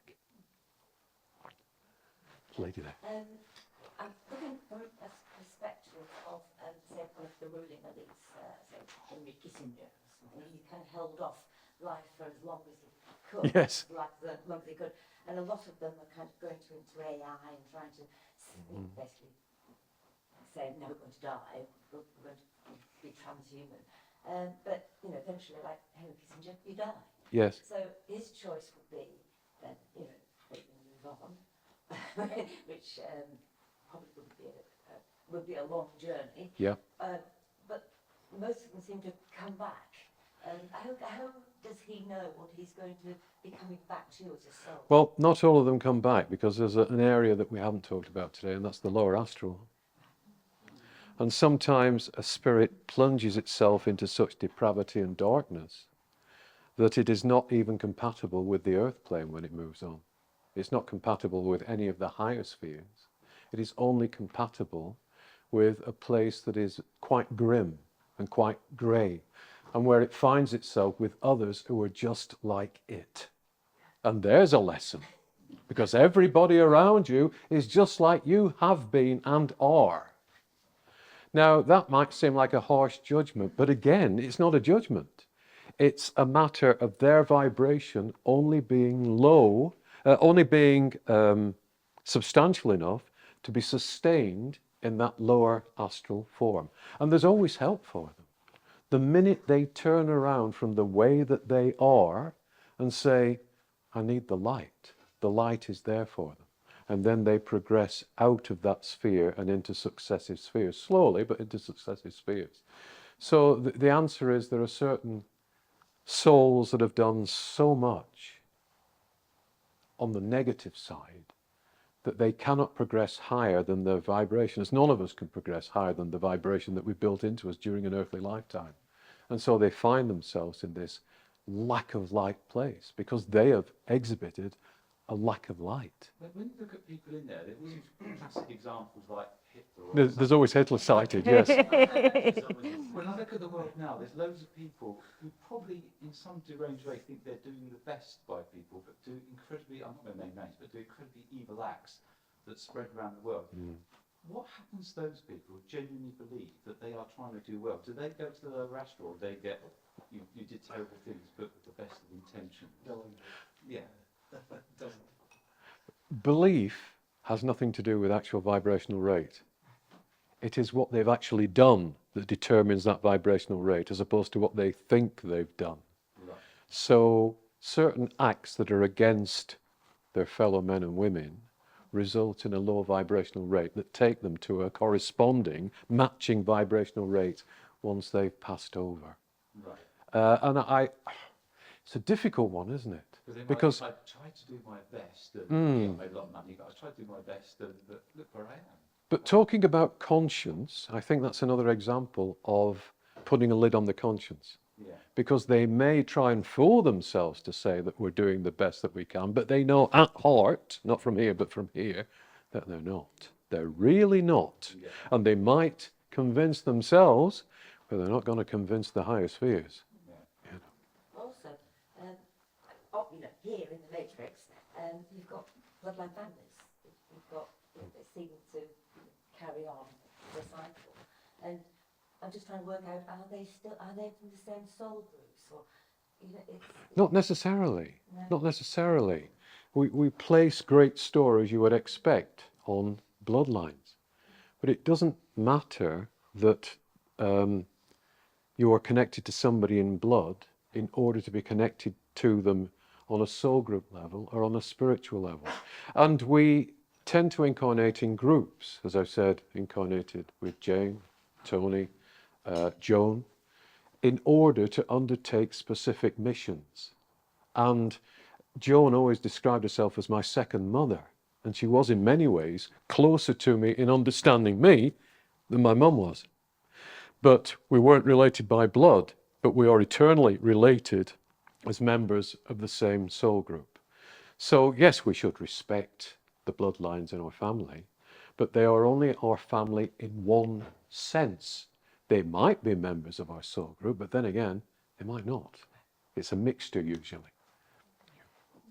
And sometimes when those people, if they do sort of climb out of the lower astral and I want to go back to Earth and put it right, there's a real danger, especially for those people, because waiting for them on Earth are the thought forms that they've had. And it's a case of everybody, but in their particular case, they're really strong thought forms of, I want power, money, I'm going to do anything. And it's like, don't go back because you'll forget who you were and that'll be waiting for you. So often they will go back and make exactly the same mistakes again because of those thought forms. And those thought forms are another reason why we're drawn back in many cases. You know, we're sort of, it's like an angelic child, but the wrong kind of child. And instead of us going back and forming our own angelic children, we've sort of kept reincarnating, and our children that we've created are the thought forms. It's quite a difficult concept, isn't it? It is a difficult concept, yeah. But, Because they're alive then. and so when you come back, they're waiting for you, those thought forms. And Yes, we and have. repeat- If you've got bloodlines, you've got families that have got a sort of an ethic. it's not necessarily it's not relatives, it's your own thought form that's waiting for you when you reincarnate, and then you'll just make the same mistakes. So you're far better progressing in the spirit realms than out, because every time you come back to Earth, you've got to combat all the things you've done wrong in the last life that are waiting for you, those tendencies. We half create here. We half create. We don't complete our creation. And so we don't realize that our dominant thoughts create thought forms around us that are sentient, because we're sentient and we're putting energy into them. But because we don't realize we're creating these thought forms, we don't complete them. They don't become complete, or they're not folded away and put back into the ether. So all those things on our vibrational level are waiting for us when we reincarnate, which is why it's such a mistake to come back here. And we draw them like a magnet. You did that before and that's waiting for you. You did that before, you didn't finish that and that's waiting for you. You know. Jump on you, Susie boy. Oh, terrible. Yeah, on your shoulders, it's awful. Yes. Dominic. Certain medications are now known to affect consciousness and the soul, and a lot of people have had them innocently, but they've been given them rightly or wrongly. How is their consciousness, and I've seen it myself in people as well, who've changed beyond measure. How do they raise their vibration when they're not even aware that they're not totally... It's a difficult one, because they have to first realize that they are a spirit person. They have to realize that there is something not quite right in their physical makeup, and then they have to infuse that physical makeup with light in order to transmute what has happened to them. It can be done, but that's a far cry. It's a long way away from convincing them in the first place that there's something wrong, because the mind says to them, no, it's fine. Somebody else recommended this to me, therefore it's fine. Well, it isn't fine, but we have to understand first of all and accept that it isn't fine in order to put it right. And Joseph talks about the time when, and I think we're a ways off yet, people will sit in groups with a person at the center of a circle, and they will send healing to them, and they will put things right. And if only we could do that now, we could have people who have realized that they have been damaged by certain things. We could sit them in the center of a circle. We could send spiritual vibration to them. Just as we're doing with the WMA, we're healing the world, we could heal people as well. And we could, if I could just be a moment, just a moment, sorry. Sorry, I've lost my train of thought. About healing with the healing. Sorry, it's gone. Certainly healing it. They need to realise. Yes, yes, they need to realise themselves that there is something wrong. But on that note, what will be a moment? On that note, also, I was talking to a gentleman yesterday about what I thought about drugs that alter people in order for them to tune in spiritually. And what did I think about those? And I said, I don't think anything about them at all. I said, because I was taught, and I've said this before in these rooms, that there are 3 words that are very important when you are developing spiritually. And those 3 words are discipline, discipline, discipline. If you cannot, by yourself, alter your mind's frequency and recognize who is coming to talk to you, if you can't control your own mind, and you can't control your own mind when you're taking these specific drugs, how can you expect somebody else to link to that mind? You don't know who that person is. You don't know what their motives are. Some of the visions that people get in that altered state are quite terrible. And it's so unnecessary. We need people to be spiritual aware simply by applying a discipline to their consciousness and altering their vibrationary rate voluntarily and under controlled conditions, and then coming back again. And then they can recognize, you see, when the Persian gentleman comes to talk to me, or the big Indian, or Joseph, I recognize their vibration. It's not just that I recognize who they are visually, they have a certain set of vibrations that they give out that I recognize, and I know it's them. It's not somebody else dressed up as them, it's them. Whereas if you're using mind-altering drugs to get in touch spiritually, you've no idea who you're talking to or what their motives are. I was thinking more of the people who weren't aware of the effects of drugs given to the biomedical system, not Yes, I understand that. I think it's a 2-part answer. yeah, Because in both cases, similar. you're having something that's being taken in by the body that is altering the vibrationary rate of the body. We can heal those people, but we can't heal them unless they want to be healed. And that's the problem. You have to first gently explain to them that there has been a shift, and that shift needs to be addressed if they are willing to have it addressed. And then we can send light to them. Lady at the end. Really nothing. Oh, sorry. I was just going to say, could I sit in the circle? Could I be in the circle? Oh, I see. Well, you need have you got a competent circle at your church or around your church? No, we've got one circle. But And no, don't do that. We do it occasionally, but not often enough. But I can't get there at the moment anyway. right, can you ask for them to send out there? Yeah, okay. And we also have, Tony, we have a healing circle, haven't we? In that you can send out Yeah, sure. energy. Absolutely. Sure. Yeah. Absolutely. Just earlier on, you were talking Jane. about your own father when you said he planted seeds and sometimes he did it manually. Yes. It just reminded me of something I thought before when I've been reading the books. I know we can create anything, which is brilliant.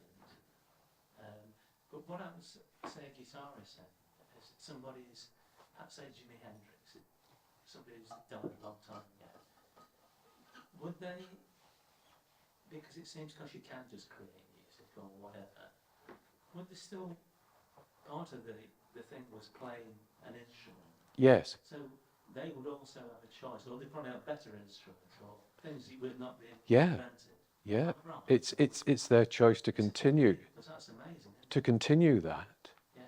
And So I that started to think, well, that's a bit sad if you can't. no, If you it's just like that, everything. and for people who haven't played an instrument but have always wanted to, there is that opportunity as well. Freed from the limitation of I can't do that. Yes, you can. But added to that, Jimi Hendrix's guitar playing is perhaps only one aspect of his creativity. Yeah. So he'll be playing his guitar, and he'll be making his universes, and he might be joining in some building with a soul group or whatever he wants to.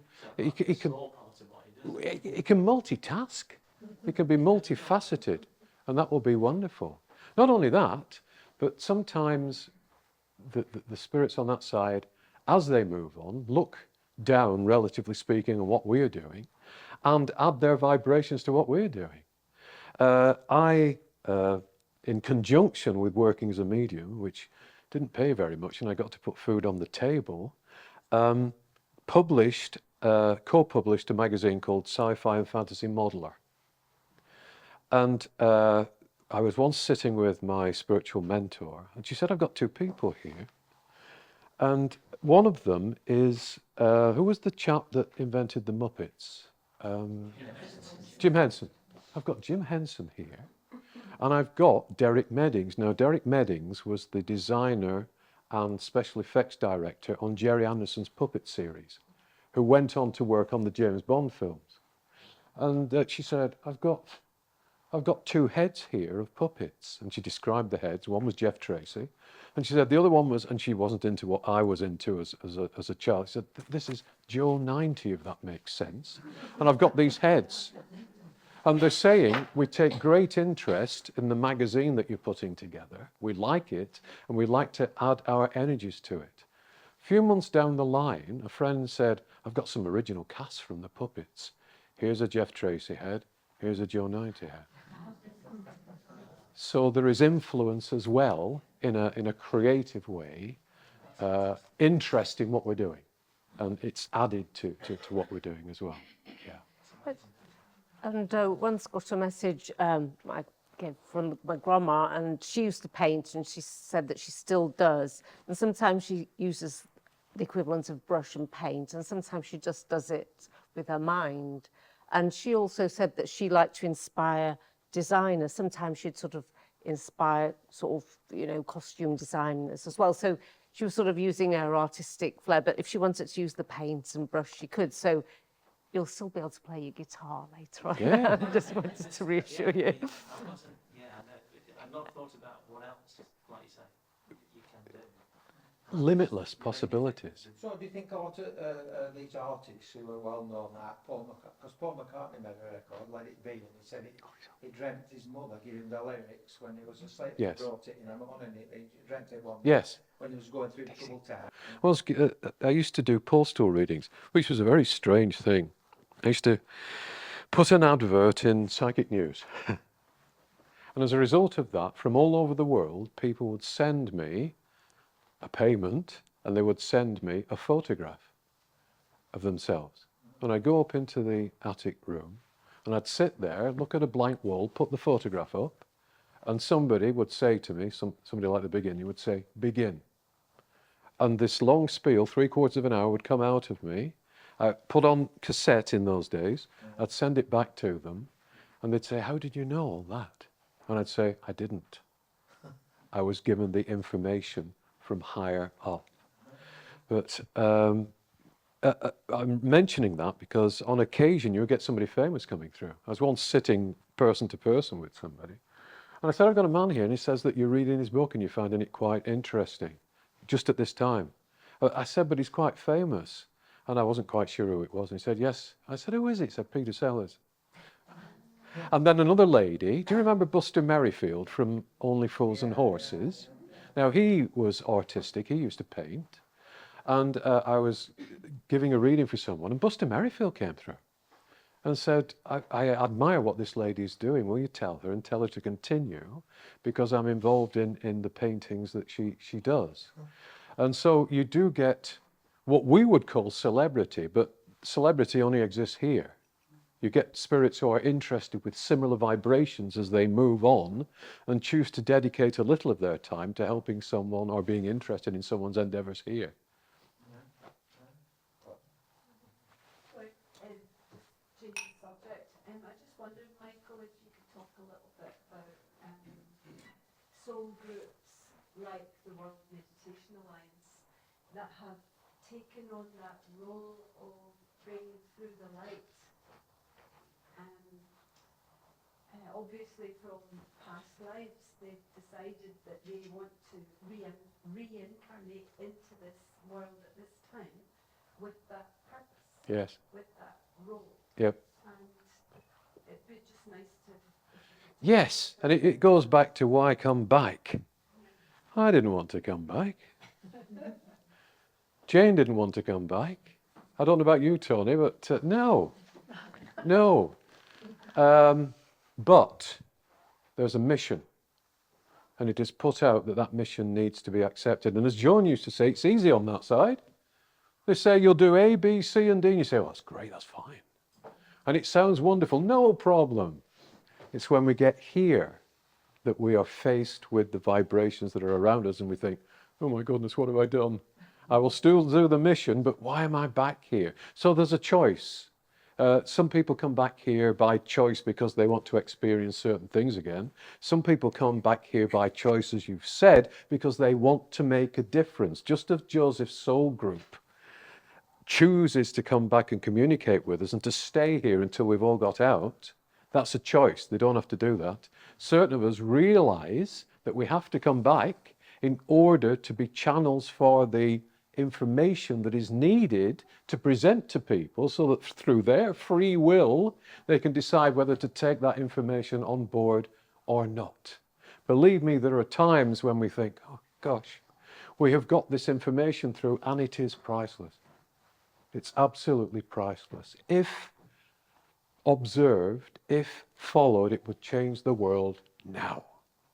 And we have such, I mean, I'm talking to fellow spirits here, but we have such difficulty in getting people outside of the readership to understand and even to look at the Joseph communications.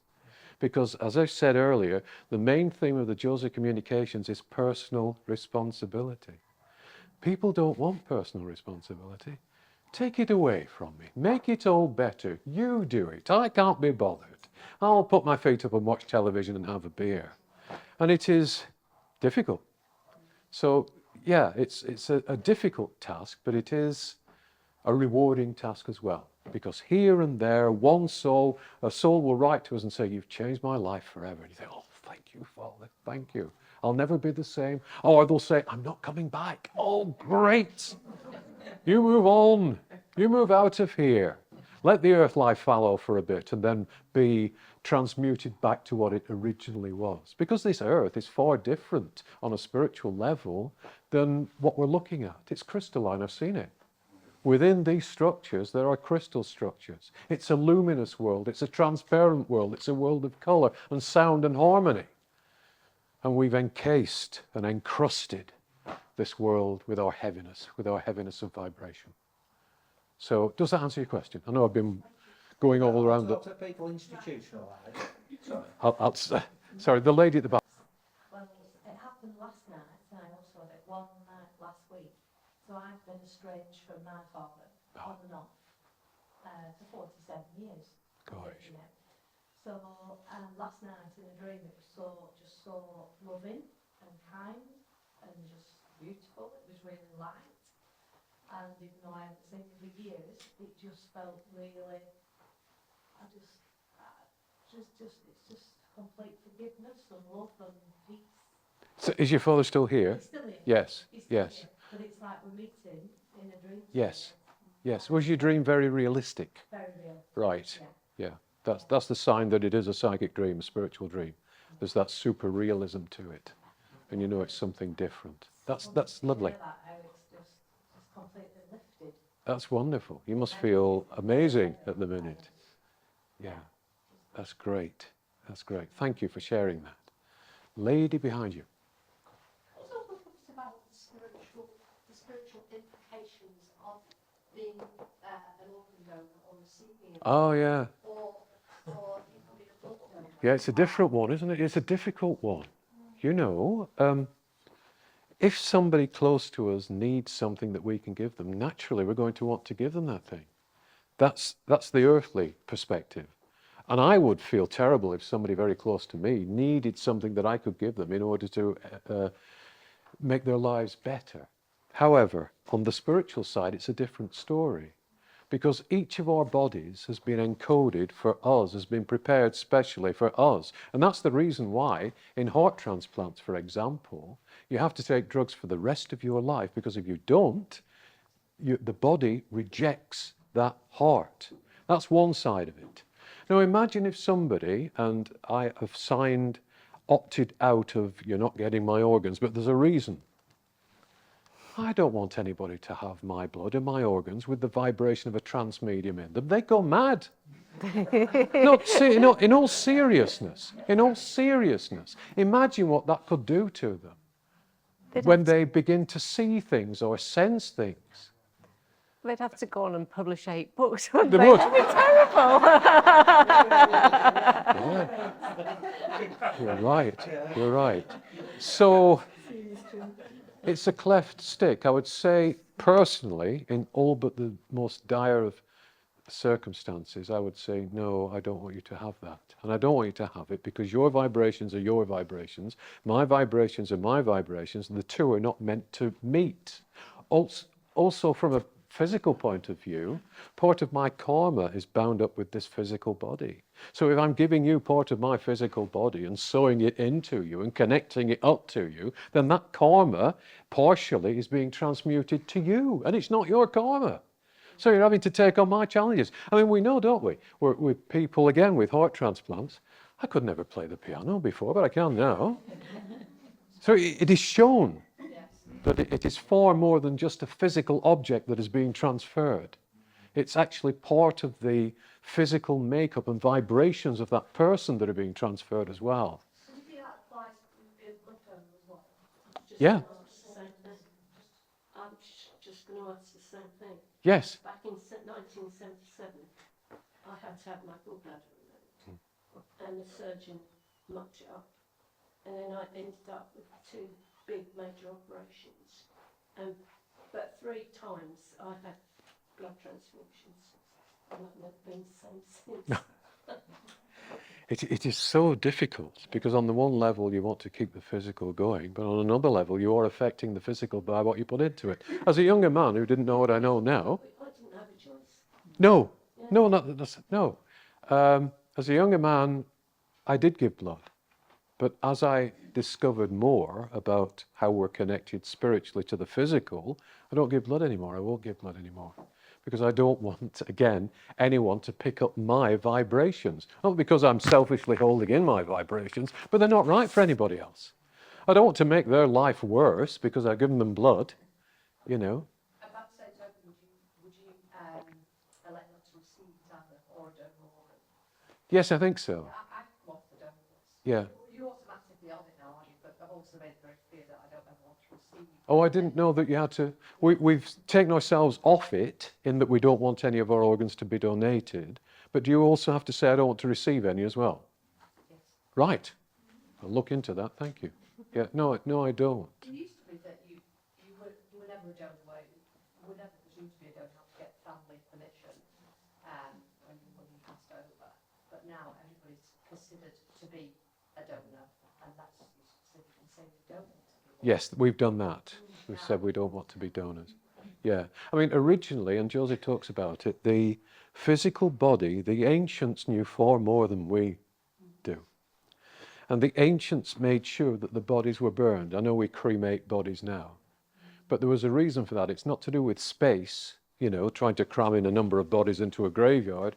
It's to do with knowing that once you have consumed the physical body, you've set the spirit free completely. So the spirit won't hang around that body if it's a little bit ignorant of where it should be going to. And it can't be used to influence another body. So they would completely transmute the physical body. Gone. What a good idea. No, I just have a question. You and Joe met when you were younger. Are you in the same position as Joe now yourself, or somebody else? No, and I've tried to be.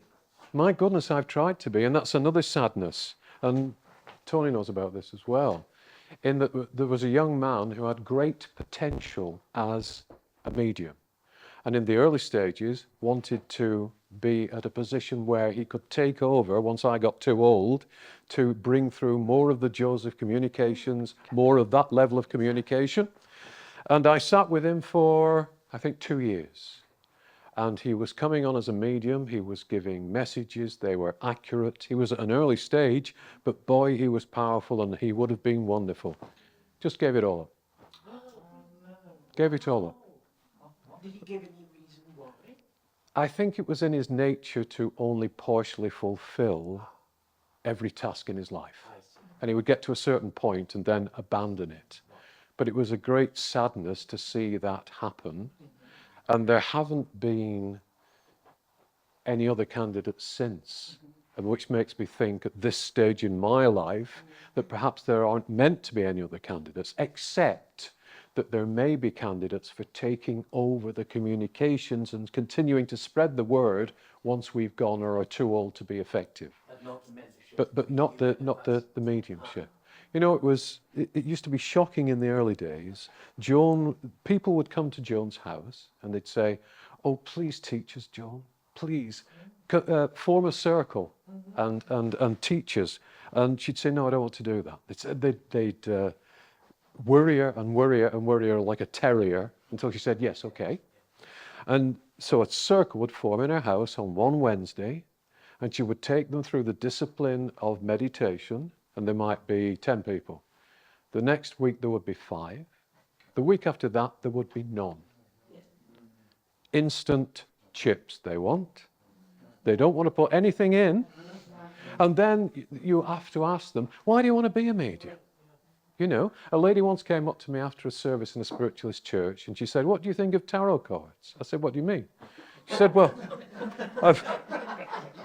I've bought a pack." I said, "Well, they can express what is going on with a person because the person that shuffles them puts their vibrations into the pack." She said, "How long do you think it would take me to learn effective reading of tarot cards?" And I said, "Well, a few years, I would imagine." She said, "Oh, no, I don't want that." She said, "I was thinking more like a week. And then I could start charging for them." People think they're going to be mediums after a couple of weeks and they're going to go out and they're going to make their fortune because they're working with their ego. Well, yes. That's 7 years before I started working as a medium. 7 years. I was working at the time, and I sat with Joan every Sunday afternoon, come rain or shine, for 7 years before I was ready to take my first service and to give private readings at that time, which I no longer do. And Joan said, "Look, if you want to do this for yourself right at the beginning, forget it. If you want to do it for humanity, I'll sit with you." And that should be the commitment. But so few people are willing to do that. So few people are willing to be committed. Yeah, some people need to be committed. I think that's with their attitude on life. Yeah, years ago, will you come and hold a circle for us? This was in Blackpool, which is 30 odd miles from here. And so every 2 weeks I would set off and they said, we'll pay you £5 each, you know, bearing in mind that I got the petrol to go to Blackpool. And will you teach us? Okay. 10 people the first time, 5 the next, none the next. It's a glamour to a lot of people. And it's not about glamour. As Joan said, the sacrifices that you have to make as a medium are nothing compared to the sacrifices that come up in an ordinary life, a normal life. And it is a life of sacrifice. But we need people willing to make that sacrifice on behalf of all. So I don't think now that we will find someone else to train up. You know, if I was to take 7 years to train somebody up, I'd be quite long in the tooth by the time they were ready to go out. But then I wouldn't want them to go out and do services. I'd want them to stay in and bring through Joseph. Yes. That's what it should be, not bringing through relatives and bringing momentary comfort to somebody. Yeah. What about the implications of using pig's hearts into humans? Well, again, an animal has a certain vibration. And so there is inherent in that organ something of the personality of the animal it has come from. So you might find somebody looking for truffles suddenly. Or grunting. Or saying, you know, the contents of that dustbin suddenly look appealing to me. You know. But for the same reason, I would far rather that healing took place as a result of spiritual light being put into a person. Now, Joan used to be able to sit with people. They'd come, the phone would ring and they'd say, "Joan, I've got a lump. I've got a lump. What am I going to do? What am I going to do? I think I've got cancer." "Come over, calm down. And she would put, for example, if there was a lump on the arm, she'd put her hand over that lump, she would pray, and the same day that lump would disappear. Now that's the power of healing. And that's what we should be doing in an ideal world. I know it's not an ideal world, but we should at very least be introducing into our medical procedures a seer that can also look at what's wrong psychically, spiritually with someone and say, well, yes, that's the manifestation on a physical level, but here's what's going on a spiritual level. Cure this, and we cure this. Can I just say a word on our healing group? Yes. At lunchtime today, when I was going through, there's a lady gone up for a treatment, and I haven't seen her for a long time. Her husband has had a stroke, and he was in a bad way. And so a few weeks ago, I said, we'll put him in the healing group. And it was some aspect of the stroke that we put him in for. And that was it. I didn't know anything more about it till she came today. But she's just told me that the healing group, which meets on a Monday afternoon, of which Russ is a member as well, and Rebecca runs it. On Monday afternoon, we put him in the group, and instantly he got better. Now, he's not better 100%, but he started walking and he started moving out of the house. He had a new mindset about being able to not feel frightened of walking away from the house. I just got that story today at lunchtime. So healing, it's an intention healing. You put it in and you trust that upstairs are going to deal with it in the way that's most appropriate. And that's what happens. We see it time and time again. So healing for me would be number one for animals. We do animals, don't we, Ross? We do animals, we do people, houses, whatever comes in front of us. I wouldn't be here if it hadn't been for people giving me healing. I'd have to come over. I wouldn't be here. I have a hearing problem that the healing group didn't sort out. If, right now, if people hadn't given me healing. I wouldn't have been here right now if she hadn't had healing. I've had 3 strokes. 3 strokes, Yeah, there you go. So, So I think at this particular time, healing is closer to us, more available to us than it's ever been. Yeah. And I think that's brought forward as well in the World Meditation Alliance. The energies that we align ourselves with are so strong and powerful and directed to us to be part of, to be the anchor of part of it, that it's more of an opportunity now than it ever has. We're blasting through what we call the field and the darkness, and that it's really happening. But just another little story on this person who will remain nameless, who was to be a successor, your successor. Oh, yes. I'm not going to mention his name, Chris. He was astonishing. He really had an amazing ability, and he was working here at the sanctuary, and Michael was training him. It's the only person that's come along that Michael said, I can train this of a level that'll do it. And I took him to a house. I still have a mother alive, and there was a Rotary connection, and a member of the Rotary who do not believe in any of this stuff. The house that they'd moved into, every day at 5 o'clock, the doorbell rang. Yeah? And this is a Rotarian and his wife in a very nice house.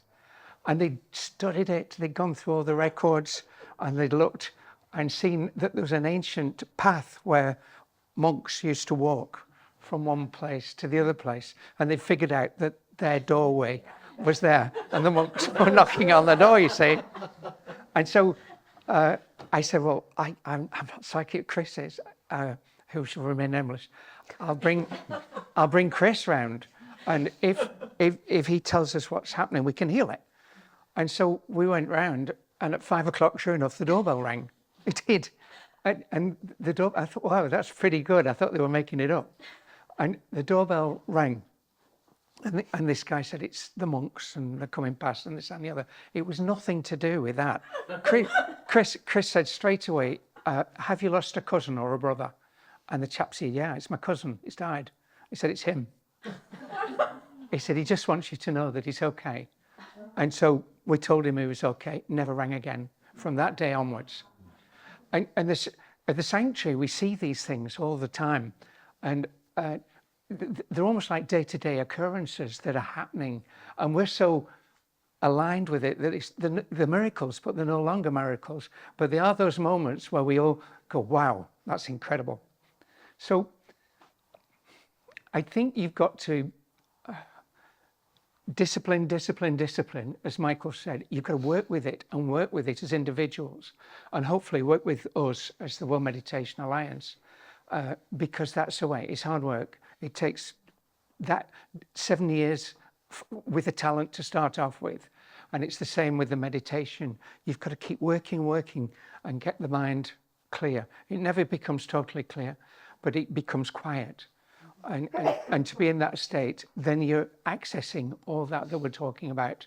And like I said, it happens every day here. Lisa, you had a question. No, I didn't. I was just helping slightly. Yes. Okay. In terms of, I mean, the Michael, I'm sorry. No, that's fine. Am I okay interfering into your... I'm I'm grateful of the breather. I thought Don't worry. I needed rest.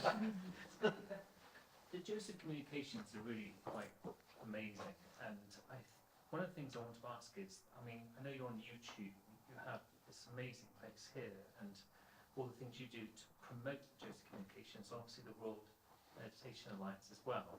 But what else is planned? But also, what else can we do? They've got a lot of podcasts on Spotify as well. What else can we do to help as well? Thank you. That's a really great question. Over the years, Tony, I think you'll agree, we've done everything. We advertised extensively in the early days, but the world has changed and many magazines have gone out of business, so we can't do that. We do regular podcasts every 2 weeks to try and get spiritual concepts across to people who are not aware of the Joseph communications, just to get them to think outside the box a little bit. Try TikTok and Instagram. No, because here's a fact. Our youngest audience member tends to be 45. Or in Rebecca's case, 46. Rebecca's just had a 30th birthday. Not talking about this audience. I'm talking about the people that react to what we put out. And we've seen this. Surprised that you can get on TikTok because you've got so many mediums on there now that are using it, and they're so crude with their language. It's embarrassing. Oh, I thought you meant us. But it's not that. It's that the younger people, on the whole, Rebecca accepting, they're not interested in anything spiritual at all. At all. There's no concept of anything spiritual. And so it's down to us oldies and you slightly younger people to make the difference. And we know that it's this generation, this older generation, that will make the difference or not. Because if it's left to the younger generation at present, we're doomed. But also, you mentioned earlier that it is discipline. I absolutely agree. But also, some people that are spiritually minded, that I can aware of, find even challenging themselves to be disciplined to meditate daily, to send out light, to send out healing. And it worries me somewhat that even a spiritually minded person doesn't have the discipline to do that daily, or even at all. That worries me in terms of what is the future. And I guess what I'm trying to ask is, I mean, it's amazing what we're saying in terms of the results and achievements that the World Meditation Alliance is having, as well as individuals. But I guess I'm trying to assess really, like, as Joseph says in the books, that we're on a razor's edge, if you like. And how well are we doing? That's the $64,000 question, isn't it? And it's one that Joseph would never answer. When we took Joseph on the road, as it were, it was a popular question. It came up all the time. And he would say, look, if I say you've got X number of years left, you will solidify that fact in your mind, and you will bring and hasten the end forwards. It changes from day to day. And I think we've got to measure it in terms of, gosh, we got a soul out this week. Gosh, we got 2 souls out this week. Gosh, we made a difference to somebody's life this week. Because we're all part of the same thing. So every soul that we change their perception is a triumph, isn't it? Because that soul won't come back. Their eyes have been opened. They understand spiritual principles, and off they go back into infinity and back to the angelic host eventually. So that is a triumph. It would be wonderful. We would love it personally. That the globe would change, that we would wake up tomorrow and everything was harmonious, everything was loving, everything was spiritually minded and spiritually based, and all the evils that we're witnessing currently have disappeared. It's a gradual chipping away at that consciousness. And an anchoring in the light, of course. The lady in front. Yeah, just talking about the light, I was just wondering from the perspective of Persian gentleman's observatory or observation room, kind of looking at galaxies and so on, that I and lots of other people have a feeling that there is a light flooding slowly in that is at a higher level than it has ever been, and that we are all being influenced by this light on an increasing level, and we cannot go back to anything that we've known before. And that it is this increasing light that is at this time bringing up the chaos and the truth of things that have been hidden by the powers that be and so on. Yes. And I wonder about your sense. What's our take on that? Yes. We've seen the light build through the World Meditation Alliance, and that light is available, and the reason why it's not been here before is that it's not been needed before, except at the time of the last fall. Yeah. It's almost like, let's send in the troops and see what we can do. Right. And we have to get that light in. That light exists, but it has to be brought in at a slightly lower frequency than it exists at, or it won't be registered. It won't be registered by the people that it's supposed to impact. Now, because of free will, that light that we send out reaches everybody, but it doesn't affect everybody. It affects those who are receptive to it. But as Joseph says, you lift up 5 people, and 5 people under those people are lifted up slightly. Then the people above are lifted up slightly higher, and they lift up the people below them. So we are, as people become aware of the light, the people who are not yet aware of the light are lifted up to a point where they think, wait a minute, how am I acting? I need to change. But it's a slow process.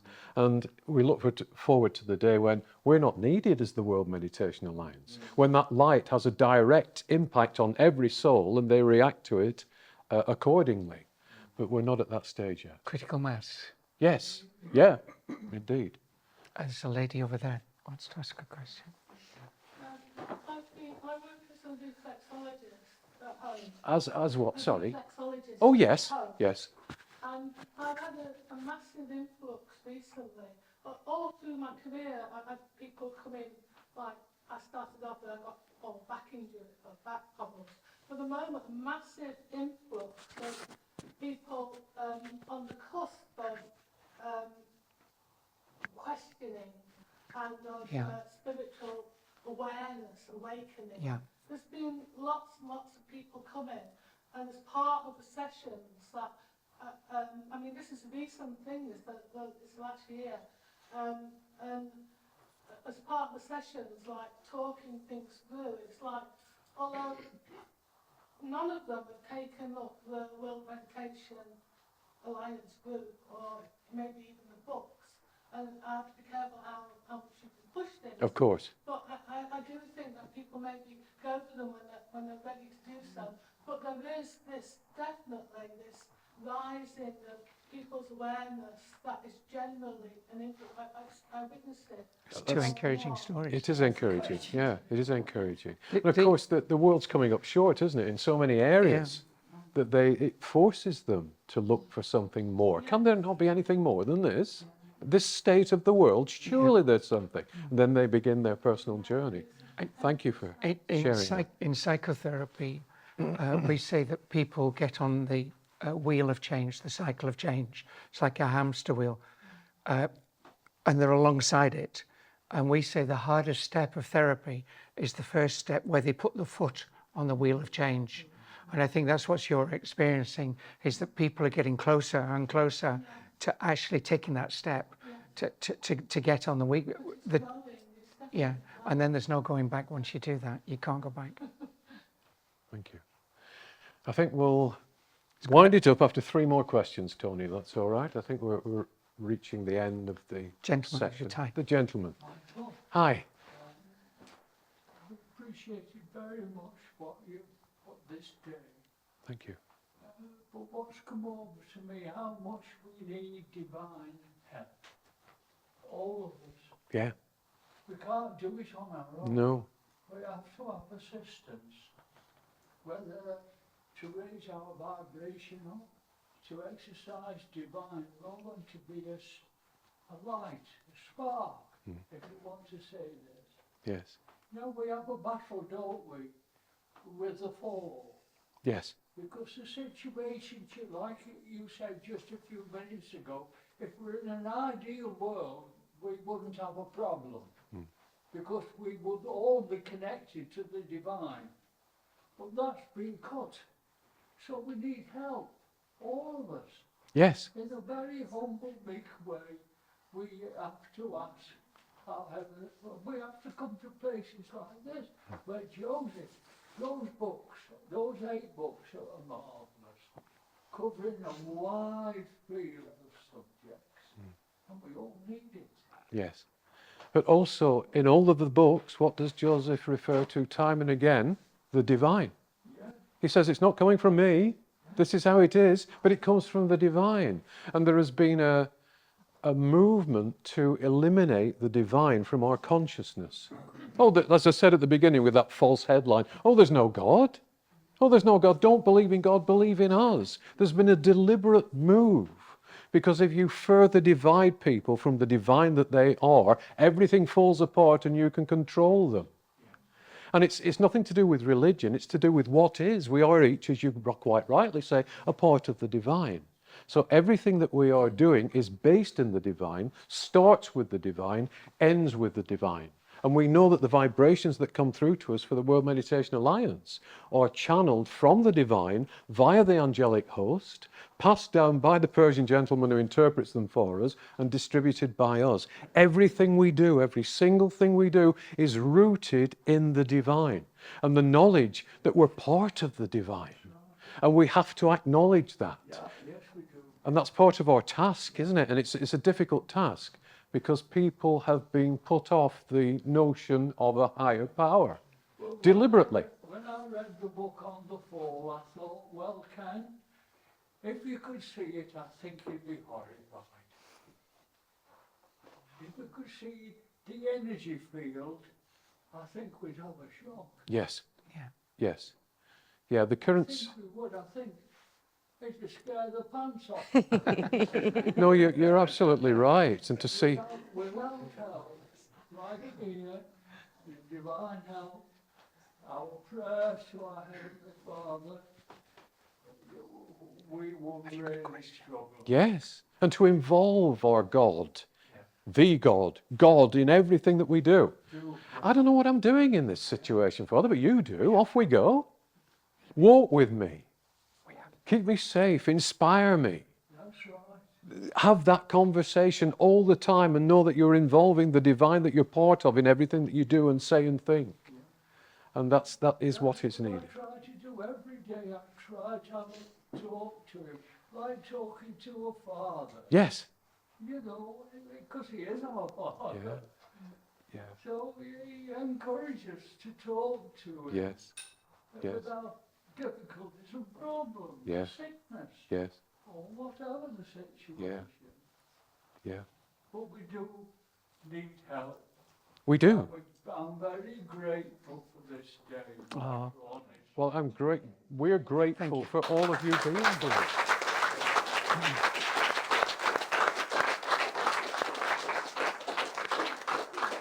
But we're all on the same path.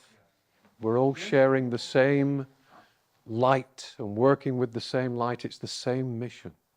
You know, I'm just a spokesperson for the soul group, but we're all doing the same thing. And we all have to keep on keeping on each day. And it's difficult. It's difficult because the world seems to be so steeped in the darkness and ignorance at the moment. But we are getting through, and we'll continue to get through, and we will win. It's inevitable. The power of the divine and the power of the angelic host far greater than anything that little minds here think they can get up to. So we're only witnessing a blip, I think, and we'll come out of this. I'd just like to say that Ken here is a hero because he set off at 2 o'clock My this morning. goodness. I think he deserves a round of applause. That's for incredible. that.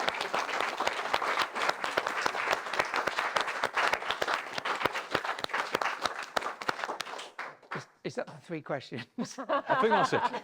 Where are we now? It's 10 past. So, We yeah. can take one more. One more question, please. The lady there. Just mention, you know, we were talking, the Persian gentleman said this as well, the energies are rising. There's more and more energies coming in. The energies are more rising and rising. Yes. Now, when you mentioned before as well about the lower astral, Yeah. the lower astral realms will be removed altogether. Now, those who are on the lower astral, probably karmically, will be allowed one life on this realm here to choose which way they're going to go. Now, if they're not going the right way, they will not be reborn on this planet again in the future. It's only going to be the people who are rising up who are going to be reborn. That is why everything is going to go much higher up. I think we've already reached that point. From what we've been told, I think we've already reached that point. And I think we're now in a deciding phase. I think the world goes one way or the other. And increasingly, I'm thinking that humanity goes one way or the other, or splits. In that, you will have a certain number of souls that have divorced themselves to such an extent from anything spiritual that they cannot see anything, they cannot countenance anything spiritual, and for the time being will have to be left to their own devices. And there will be people who are aware of the spiritual life and the divine within them who will continue to move on. I also think we're in a dangerous time where we think we're so arrogant as leaders and nothing can happen to us. Have you seen the news recently about the increasing threat of the asteroid? Yes. there's the old adage, man makes plans and God laughs. And we've known for a while that this is a deciding time. It really is. Joseph's spoken about it. And what we do over the next few years is absolutely crucial as to what happens with the earth. Either, as it is done twice before, as Joseph says, civilization will end, or we will come to our senses, we will reinfuse this earth spiritually, and we will move onwards mentally and spiritually and become more harmonious and in connection with each other and the divine. But all the warnings are there in the books. All the warnings are there in what's being said to us, that this is a deciding factor. It's a deciding time, which is why the work of the WMA is so crucial at this time. It will determine the future of the earth. You cannot imagine how much the WMA is doing, the effect we're having.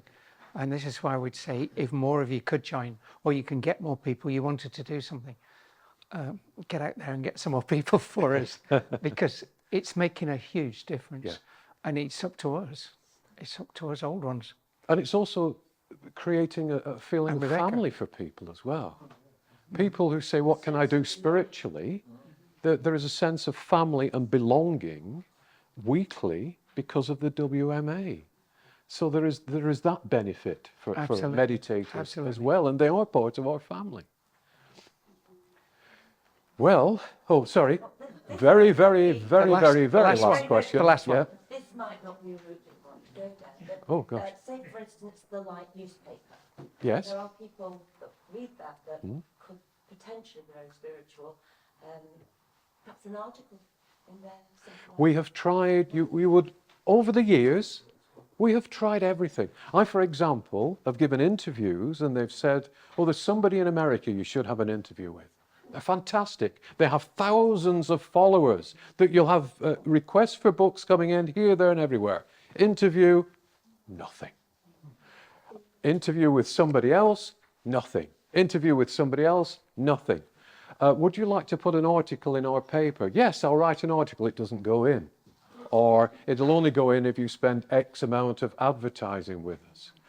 We have tried various social media platforms. We have advertised in the Light paper, Yeah. maybe 10 adverts. Yeah. In fact, over the years I've spent maybe 350,000 on advertising. So we've done everything. Everything. And continue to do. We haven't given up, but it's a difficult equation. Have you ever mentioned it to Radio Lancashire? So But yes, we went. that's the last question. Yeah, didn't we? That's four. We This will said put us three. on the map. This is where it is. Radio Lancashire. Yes. But I have to. Stand with your vision of Field of Dreams, and that if we build it here, it will, and we pulse it out, it I- will come, it will. Yeah, we've seen the changes we've made here. Yes. It is Field of Dreams. We've had some amazing younger people coming into the sanctuary, doing an incredible job. All the team at the sanctuary, amazing. We're reinventing it. We've got a library now next door, and on the library we're going to have all of the Joseph material by video, by auditory, by book, read, whatever. So that's coming on. That's going to have everything there. I think the Field of Dreams, we've been told to really strengthen the home base here. And so people coming on a Friday, they're most welcome on the meditations. Tuesday night? No, Tuesday night. Perhaps Tuesday night. We have the healing group on Monday where we're looking for more healers. So that's another one. But Is that you're looking for more healers online? yeah, Or physically? on Zoom, both. We do both. Work with a very good Okay. healer, I know. And so talk to me afterwards. Talk to Vanessa afterwards. And we'll tell you that. But there's loads going on. And also, Michael's going to be doing three, if you liked it, Michael's going to do 3 more this year. So it'd be like 1 a season. Yes, on different aspects of spirituality. Yes, we're going to do that. But also, Tony, we have to mention that we have to make concepts of the field and the fall available to a wider audience. We've produced an animation on the field that's taken some time to do. And the script was provided by PG, by the Persian gentleman. Can I tell them the story? Yeah, of course you can. Yeah, I'm going to sit down. Okay. This was incredible. This is how Michael works. He's like, yeah, you don't mind me telling.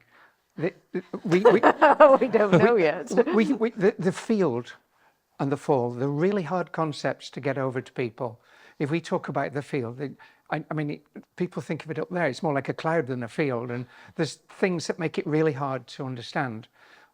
It's the quantum field, really, the field of human consciousness, whatever you want to call it. So what we decided to do was to make an animation of it.